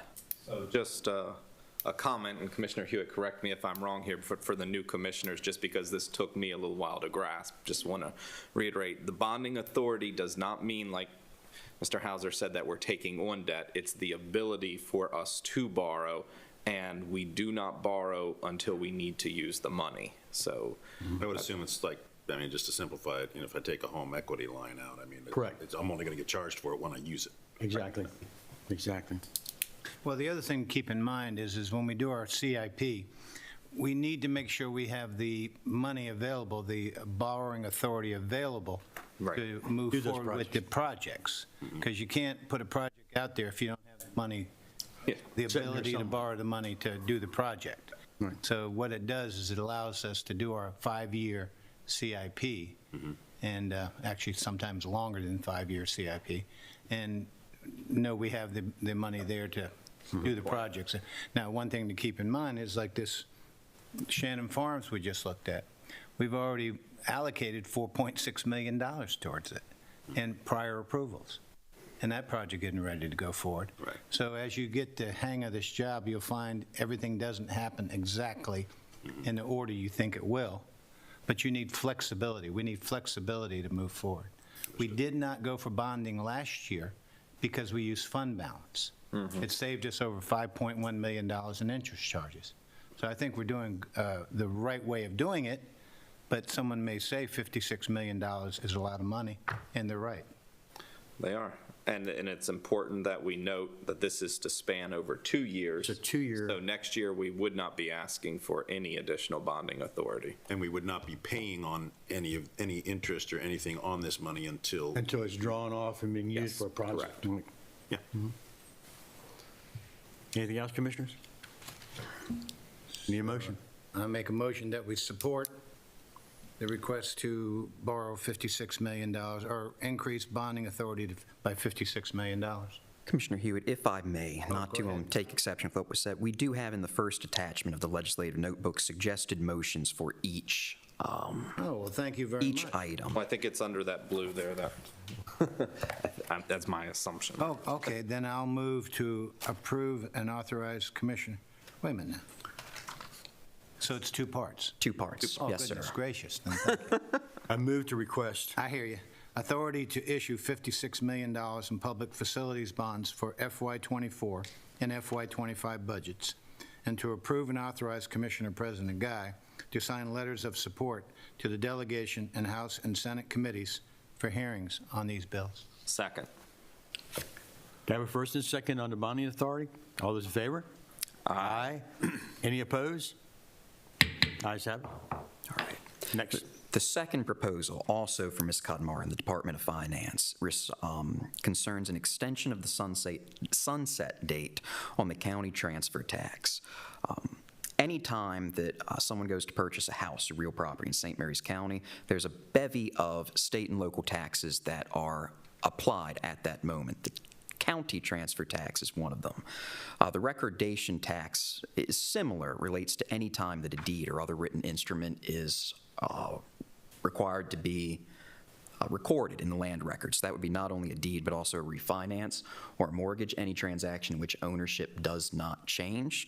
The transfer tax, if an exemption is not met, would apply to any time that ownership interests are actually transferred for real property, and a written instrument signifying that must be recorded in the land records. The state transfer tax is a uniform rate of 0.5% in every county in the city of Baltimore statewide. The county transfer tax can differ from jurisdiction to jurisdiction and does require enabling legislation to enact. What the proposal the commissioners are being asked to support today would not change the transfer tax rate. It would not change the amount assessed. That could still be amended up, down, in whatever direction the commissioners would desire by local legislation. What this would do would just allow the county commissioners to continue assessing that county transfer tax to whatever new sunset date the General Assembly would see fit. We are asking for another 4 years. That is how much they gave us in the past, but that could be whatever amount of time the General Assembly wants to assign to it. The county transfer tax accounts for roughly $8 million in revenues and additional assistance to the capital improvement projects year to year. And that is money that, if it was not collected through the transfer tax or a substitute mechanism, would have to be met through bond obligations instead. As I said, the only request for this one is, again, to extend the sunset debt. It is currently set to go out in October 2024. The reason we are bringing it a year early is just in case there's anything that happens with this bill or anything with the General Assembly this year that it doesn't get through, that we are not left, well, we would be left with just one year to make it happen. But if whatever problems we encounter this year, we might otherwise encounter another year, this gives us one more year to get it through before that authority expires. Are there any questions on this proposal? Mr. Hauser, help me understand this. I understand a transfer tax is if someone buys a property from somebody else, when that transfer of deed or that transfer of ownership is done, there's a transfer tax applied. Now, what is different with this? Is this affecting other transfers of property? No. What would a citizen benefit by this, what you're talking about here? So there won't be, if we're talking about the transfer tax in general, save that thought for a moment, but just as far as whether there's any substantive change to the transfer tax, who it applies to, how much of it is applied, anything to the actual substance of it is unchanged by this request. All it asks for is the current situation, whatever that might be, that we get the right to continue it if we so choose. Who's being hurt by, why is this change necessary? Give me an example of what is hurting, how's it hurting someone the way it's written? So if the transfer tax is allowed to expire in October 2024, if we do nothing and do not request the sunset debt be extended, we lose that source of revenue. A county transfer tax would no longer be assessed, and that would be a benefit in the sense that we do not have that tax being transferred. Have a transfer tax. Right. We would no longer have a transfer tax. We would lose the revenue. There would either need to be cuts in the capital improvement budget to fill in that gap. But let's just say it would have a financial impact. Yeah. Correct. To the tune of about $8 million worth. So, Interesting. Mr. Weisskopf, maybe, again, my memory is a little fuzzy, but I feel like in the past, there's been discussion about removing the sunset date, and our delegation was not open to that idea. They wanted to leave a sunset date in there so that it is reviewed every 4 years. Correct. And then extended, but they were not open to the idea of just removing the sunset date. Correct, and that's why I think they've just went ahead and just asked to bump it out an additional 4 years. I mean, it's been around since I think I've been here. I don't know how many, 20, 30 years. And I know most other counties as well use, and I don't know where we fall and, Right. If we're less than other counties or more. Well, tell me, Mr. Weiskopf, it's set at a certain rate. If we wanted to lower it or increase it, would that require Annapolis approval? No, as long as we have the sunset, as long as the sunset gets bumped up, we could do it right now. You have, what they're asking for is enabling legislation in Annapolis. We currently have it, but it sunsets in '24. We're asking to keep the enabling legislation. Tomorrow, we could advertise a public hearing and say, we want to raise it, we want to lower it, we want to put it to zero. Understand, I'm not interested in raising any taxes. Right. Oh, of course not. My point is that we have the latitude of making those adjustments, Yes. and we don't have to go to Annapolis to ask for it. Correct. Okay. And the only thing I would add on addition to that is I do have a little bit of information handy for the transfer tax in general statewide. We are middle of the pack.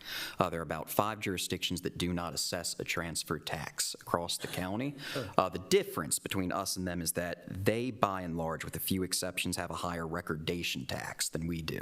So there's a little bit of give and take there. Of the counties that do assess a transfer tax, we are right in the middle of it at a 1% rate. How are we with our neighbors? Calvert County, one second, Commissioner Hewitt, is one of the counties that does not have a transfer tax, though has a recordation tax that is 2% higher than ours. Let me just double check that one. By the other. Right. And the recordation tax would apply to more transactions than the transfer tax as well. Charles County has a lower county transfer tax than us, 0.5%, but a higher recordation tax at 2%. No matter how we tax our people, you can change things around to keep it balanced. But I remember Charles didn't used to be 0, and I knew Calvert was. Yeah, right, but they changed the recordation tax. Yeah, but they get that higher recordation. Sure. And as Mr. Weiskopf said, again, we have total latitude to the only limit that we are dealing with is an upper one. The state says we can assess no higher than, I apologize for not having this one handy. It is 1.8 or 1.5. I want to say it's 1.8. The only thing holding me at 1.5 is that I know Baltimore City and Baltimore County are at 1.5. Something tells me that those jurisdictions might be inclined to ask for as much as they can get, but those could be words that come back to haunt me. But we have, again, provided that this sunset provision is extended, we have the right to, through local legislation, set that rate at whatever the county commissioners would desire, higher, lower, or keep it the same. Well, some of this tax is allocated towards our program Open Space. Correct. To allow us to put money for easements on development. Is that either the recordation tax or the transfer tax? Which one?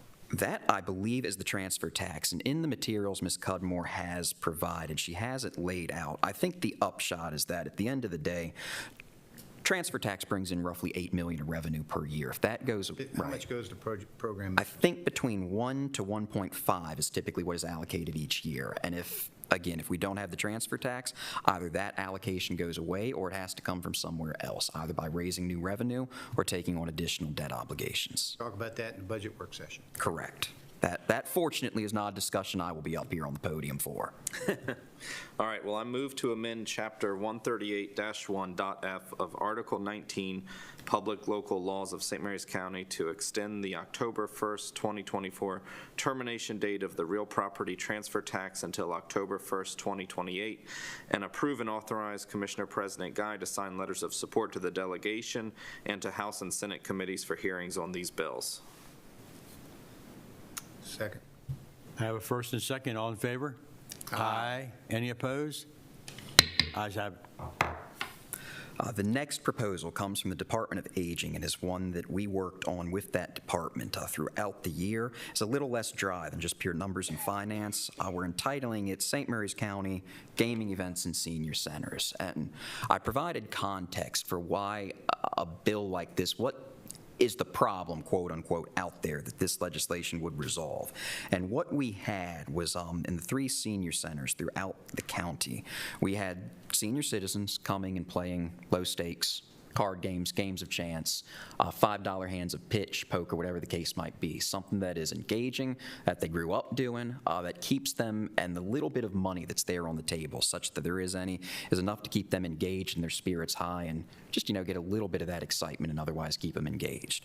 The issue, when this was turned over to, by chance, legal, and we had to look eyes on it, is that Maryland has very generally strict and tight anti-gaming laws. It's a fair rarity in the state code to find words to this effect in the legislation, but there's actually a provision in there that directs anyone interpreting the laws to take a tight view of what the restricted activities are in the gaming laws. And what the county, or what the state gaming laws say is that blanket stop, there shall be no betting, wagering, or games of chance unless otherwise provided in the statute. And then what follows is a long, varied, and candidly confusing patchwork of local gaming laws where every jurisdiction is treated differently. What this request would do is create one such, again, carve-out to allow these small, low stakes. To call them gaming events is probably an overstatement. The word is being used because that's just the common parlance within that part of the code. But what it allows would allow senior citizens to continue playing their card games. It would allow them to keep playing bingo. It would allow them to keep having their raffles, and it would allow our public employees at the Senior Activity Center to help them do that. Again, we're not going to be running gambling lanes. We're not going to be leading our senior centers or senior citizens into penury and sin, but the idea is just to allow them to do what had been doing before we saw this bit of the code and realized there wasn't an exception right now to allow that kind of activity. So I can play a game of pitch, dollar up, dollar go back, right? Right. That it would allow, Otherwise, it's illegal in the senior centers. Right, in the senior centers. I said last week that there was sweeping legislation that allowed certain home games statewide.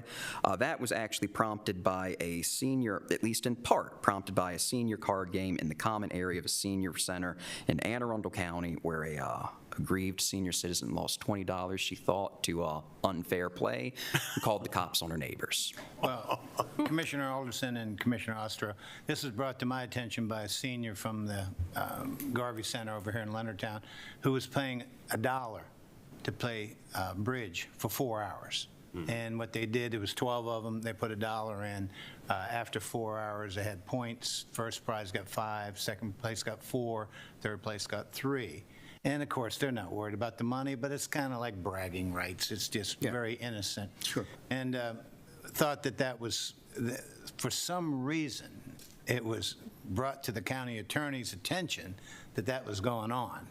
And it was denied. And she said to me, commissioners are not allowing this. So anyway, the other point I want to point out is Cecil County, or maybe Carroll or Cecil, Carroll, has already dealt with this and got a mitigation from the Annapolis. So it's really low-hanging fruit, in my opinion.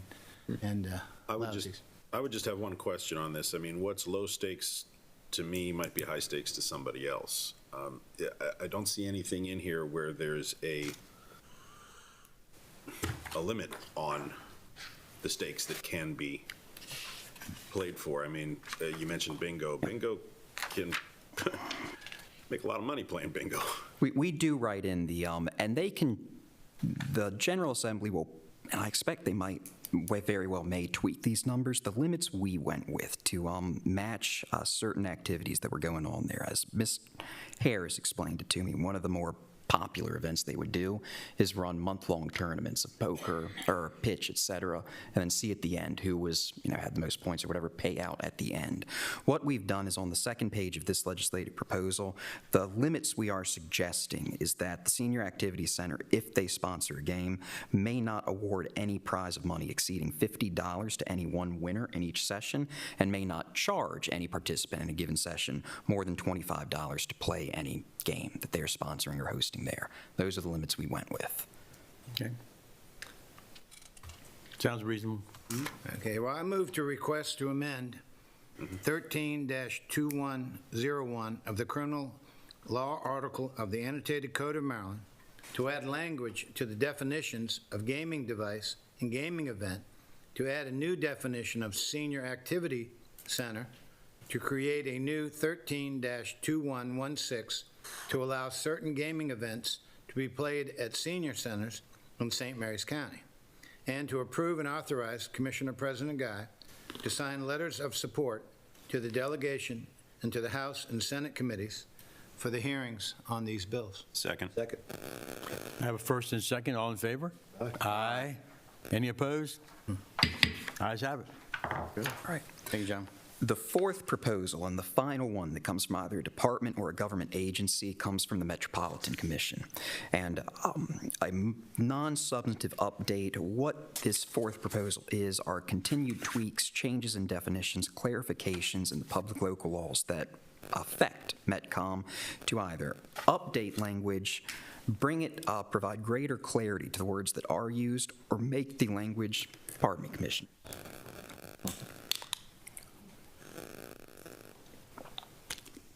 I thought about soldiering on there, but I could feel my voice just starting to fade there. And then finally, updates in the language to better reflect or more clearly reflect actual practices of what Metcom does. Mr. Erickson gave a fairly detailed explanation of each and every change page by page last week. If there are other questions that the commissioners have, he is here, and I'm sure more than able and willing to answer any.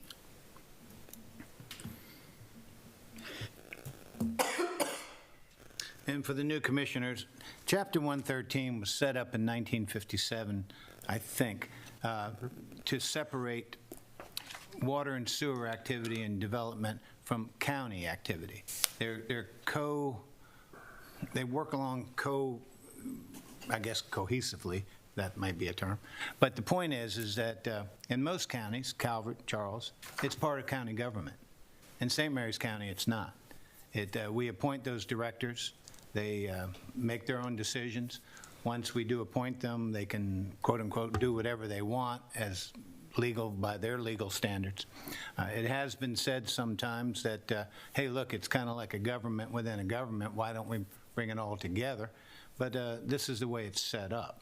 So anytime Chapter 113 needs to be modified, and it does need to be modernized, it needs to be brought into the current terms, we need to ask permission to do that. So that's why we're doing this. And under Mr. Erickson's direction over the last several years, it's become far more efficient than it was 8 years ago. They used to have a lot of undrawn debt that they went out and they were paying principal and interest, but the projects weren't ready. And he's corrected that. He's done a great job with that. So I'm going to support this, and if there's no more questions, I'll make a motion. Make the motion. I move to request to amend Chapter 113 of Article 19, Public Local Laws of St. Mary's County, to include text amendments such as to define new facilities and add clarifying language to Chapter 113, and to approve and authorize Commissioner President Guy to sign letters of support to the delegation and to the House and Senate committees for hearings on these bills. Second. I have a first and second. All in favor? Aye. Any opposed? Ayes have it.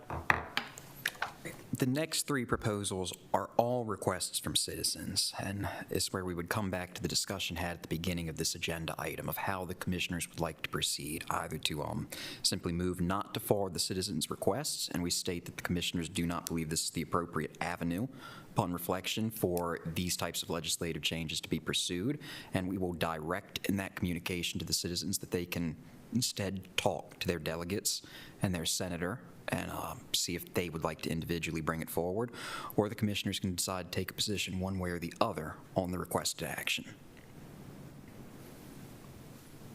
Anybody have any questions on that?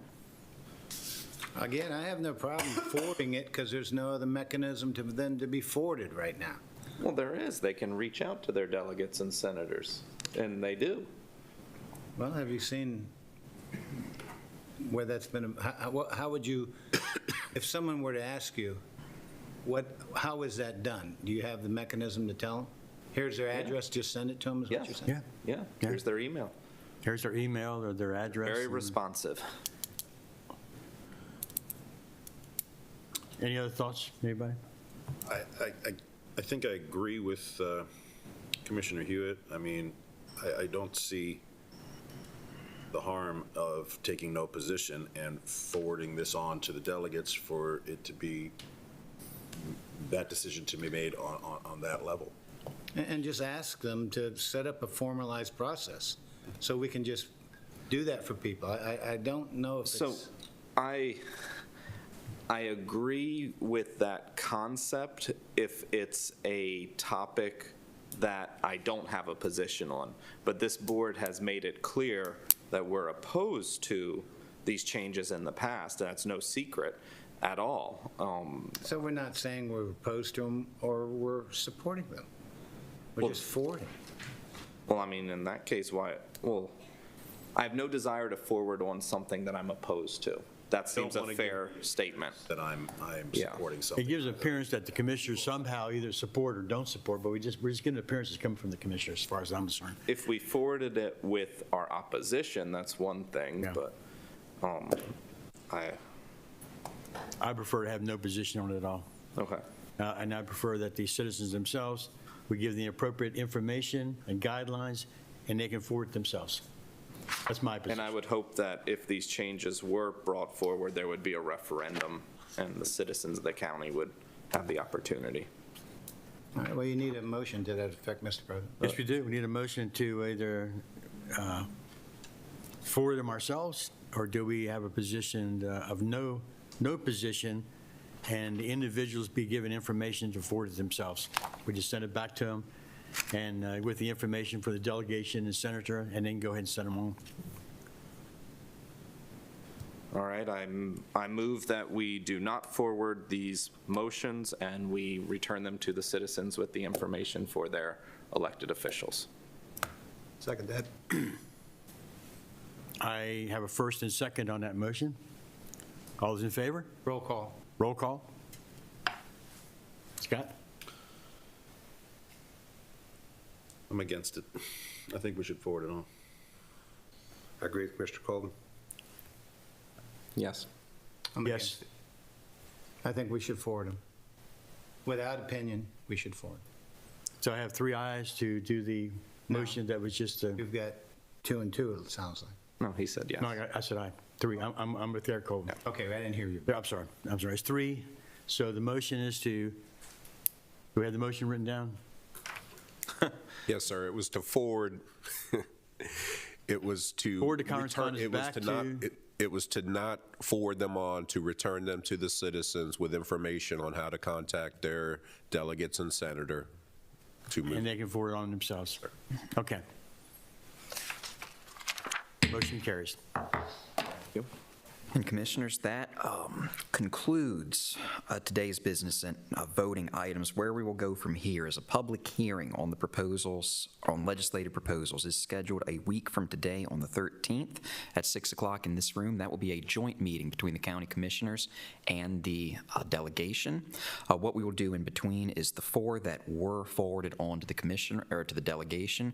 We will assemble those packets and forward them on as soon as possible. And by no means, I think, later than Thursday are we expecting we should have physical notebooks put in their hands, delivered to their Excellent. offices. Good. Excellent. If there's any other action for us to take in the meanwhile, please let us know. We'd be happy to do it. That is how we'll proceed. And we will reach out to those citizens and inform them of the vote today, along with the contact information for Senator Bailey and delegates Morgan, and Crosby. Correct. Very good. Very good. Good, thank you. Thank you very much. Thank you, Mr. Hauser. And that concludes county administrator time. Thank you, Mr. Weisskopf. Well, this time, we're going right into commissioner time. We're going to start with Commissioner Hewitt this time. Okay, thank you. This past week, Saturday, I went to Tim Cameron's, Sheriff Tim Cameron's, retirement down at the Lundenburg School. They did a wonderful job. I tell you, that Lundenburg School is an amazing facility. But, you know, there was some amazing stories told by different people there of the impact the sheriff had on their lives, Sheriff Cameron has had on their lives, and heard from his son and his wife, and it was very moving what he's done. But Sheriff Cameron, thank you for all you've done for us in St. Mary's County. I remember when you first came to the county back in 1980, I was at Hewitt's. You would come by my shop occasionally and Not that you had anything to do with me, but hey, you were in the area, and I remember meeting you way back then, and you're still a great guy, and good luck in Wyoming, and Lord knows it's, hey, good luck fly fishing. I hear you really want to take that up, and good luck with that. Also, Steve Hall, he was there too, and Lord knows I want to wish him luck too. Last night we had the swearing in, oath of office. We all took our oath. I want to congratulate all the other people who took their oaths last night. It was quite impressive. I had my wife and my grandchildren there, my daughter and son-in-law, and my granddaughters were very impressed. They're only 6. They just turned 6 day before yesterday, and they were very impressed with the ceremony, along with my 10-year-old Maddie. And I told Maddie Rose, I said, you were 2 years old when I was first elected in 2014, and now she's wearing mascara. And I said, well, I think you're too young for that. But anyway, Lord knows, it's her mother. Those things happen. This afternoon, we start our first budget workshop. It's our first of several months of producing a budget for St. Mary's County. I will miss the other commissioners who are gone now, because we always had lively discussions, but I'm sure Commissioner Ostro and Commissioner Alderson will bring equally talent to the table, and we'll do something good for St. Mary's County. Good news is our revenues are good. We heard from our audit today that we got a clean audit. All of our processes were deemed effective, and as the citizens of this county, you should be happy for that, because it means that outside eyes are looking at us and telling us we're doing it right. Can we do better? Absolutely. We always can, and we will try. But look forward to the budget work session this afternoon if you have time, and hopefully we'll come out with more benefits and amenities to our citizens without raising taxes. Thank you. Very good. So busy weekend, it's a busy time of the year, busy season. Friday night, I was able to attend the first ever Christmas tree lighting down at the Valley Lee Fire Department and Rescue Squad 2nd District. They did a wonderful job. It was a great community event. They let me help count down the lighting of the tree. It was a lot of fun, and everyone there was just enjoying it. It was a beautiful night for it, so congratulations to them. Thank you to everyone who made that event possible. If you missed it, and you want to be part of a community tree lighting, Ridge Volunteer Fire Department's tree lighting is this coming Friday, 6:30 p.m. There is nothing more community than the Ridge tree lighting. It is wonderful. Go enjoy it if you can. It's a good time. I also had the opportunity over the weekend to go and see the play Clue put on by the Newtown Players. Great job, everyone involved. If you are a fan of the old movie or of the board game, go check them out. They do a lot of good work, and it's fun supporting local theater, and it's a fun play to enjoy. It's funny. It's just a good time. As Commissioner Hewitt talked about, we have our first budget work session this afternoon. It's the first of many. We'll approve the final budget in late May, so there's a long way to go before the budget is even close to being ready, but we've got a lot to figure out, a lot to work on. We heard this morning we have a $36.8 million unassigned fund balance, and the goal of our budgets is not to create larger fund balances, because that's taxpayer revenue that's not being used efficiently. We can do better, and we're going to do better. Looking forward to our budget work sessions getting started. Last thing I wanted to touch on, we have a brand new animal shelter that opened several months ago. Right now, there are over 100 animals in that shelter. Many of them that need some medical attention or waiting for their owners, or a portion of them, but there are 70 adoptable animals in the shelter. I had a brief conversation the other night with the chair of our Animal Advisory Board, Dr. Patricia Richardson. She was talking about just how much use this shelter has gotten. If you're looking for a nice pet as a Christmas present and to start off the new year, you might be able to find the perfect pet at our shelter. We can work on clearing out the shelter. I would warn you, just a note of caution, adopting a pet is a lifetime commitment. It's not a one-time Christmas present, return it to the shelter in 3 months. It's not a try before you buy. If you adopt the pet, you're taking on that commitment for the life of the pet. But they are wonderful animals in need of homes, so we can send them home for the holidays, clear out the shelter if you're looking. And thank you. Have a great week. Thank you, Eric. Mr. Alderson. First off, I want to thank everybody who got me in this position. I look forward to working with these gentlemen up here and doing what is best for the county. I do have to disagree with Commissioner Colvin over there. I do believe that's a 7th District Volunteer Fire Department tree lighting, which is also this weekend. Far more family-oriented. Aren't you from Ridge originally?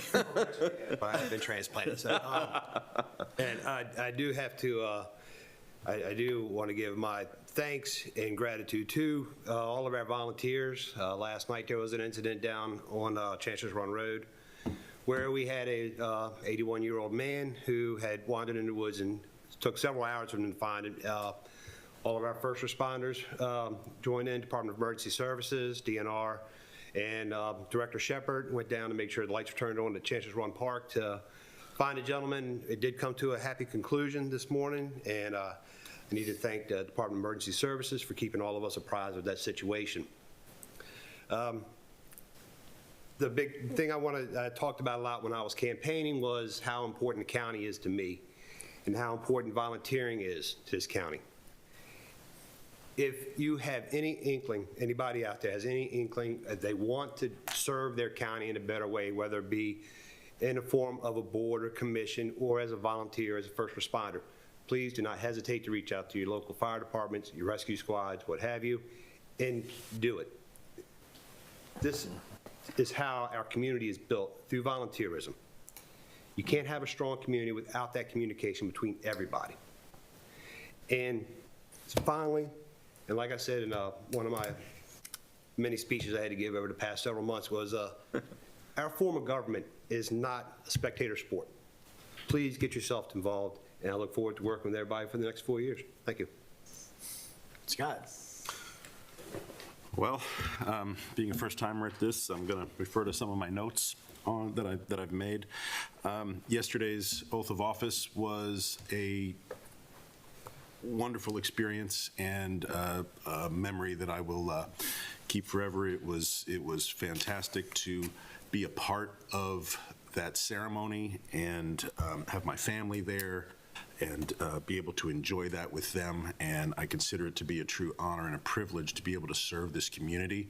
And I want to thank everybody in the community who has given me this opportunity to do so. I'd also like to put in a pitch for Mike's Bikes turkey dinner food drive. That is coming up. The 19th, 20th, and the 21st are the dates to distribute that. We definitely need to support that. I'm asking everybody and anybody, if you are in a position to give, please consider doing so. Mike has been doing this for 40 years in our community, and there's I don't want to see any family go without a Christmas dinner. So everything we can do to support that, I think, is a very worthwhile cause. It was my privilege as well, Commissioner Hewitt hit on it as well, it was my privilege to go to the Sheriff Cameron's final salute ceremony right here at the Sheriff's Office this past week. Very honored to be there. Again, another first for me. I found that to be absolutely amazing. And again, so many stories of people who came forward where Sheriff Cameron had been so directly involved in their lives, and so many people who he had mentored along the way within the Sheriff's Department, and so many testimonies of what an incredible teacher and coach that he has been all through his career. 43 years of serving in law enforcement, almost his entire adult life. I think that is something that's very important to me, is service above self, and that is clearly an example of somebody who has given his life to serving people. And rather than retiring, what is he doing? He's going on and opening a new chapter in his life and continuing to serve people. I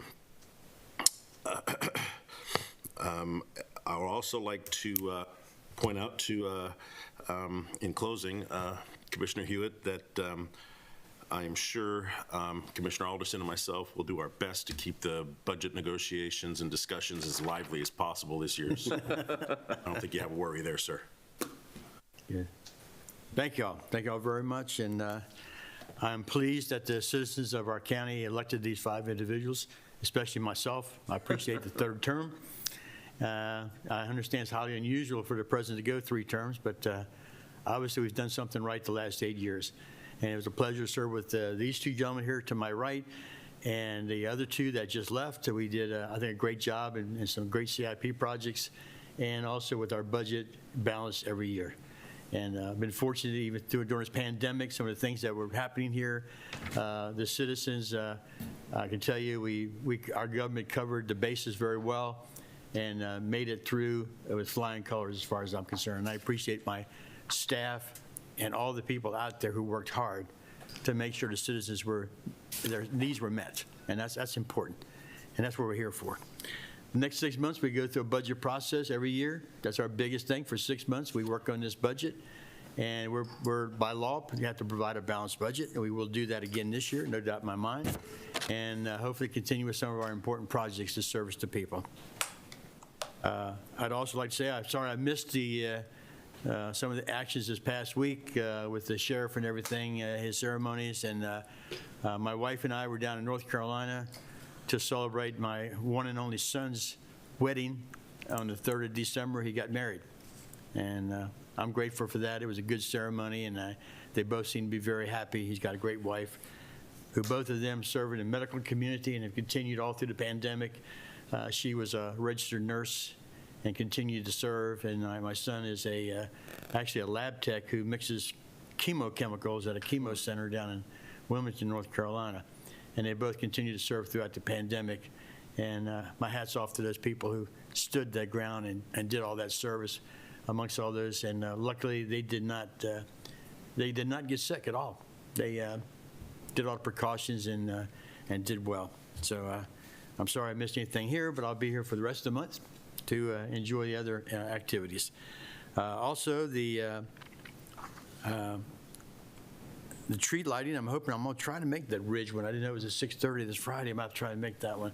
But it's important now as we go into the celebration of the Christmas period and everything that we all do it safely. And please have a good time and enjoy this holiday season coming up. With that, I need to move into a closed session. I make a motion that we move into closed session to discuss litigation and personnel. Second. I have a first and second. All in favor? Aye. Ayes have it. I want to remind everybody that we also have a budget work session starting at 1:30 p.m. for those who want to be here for it. And we're going to start our 6-month process of approving the county budget.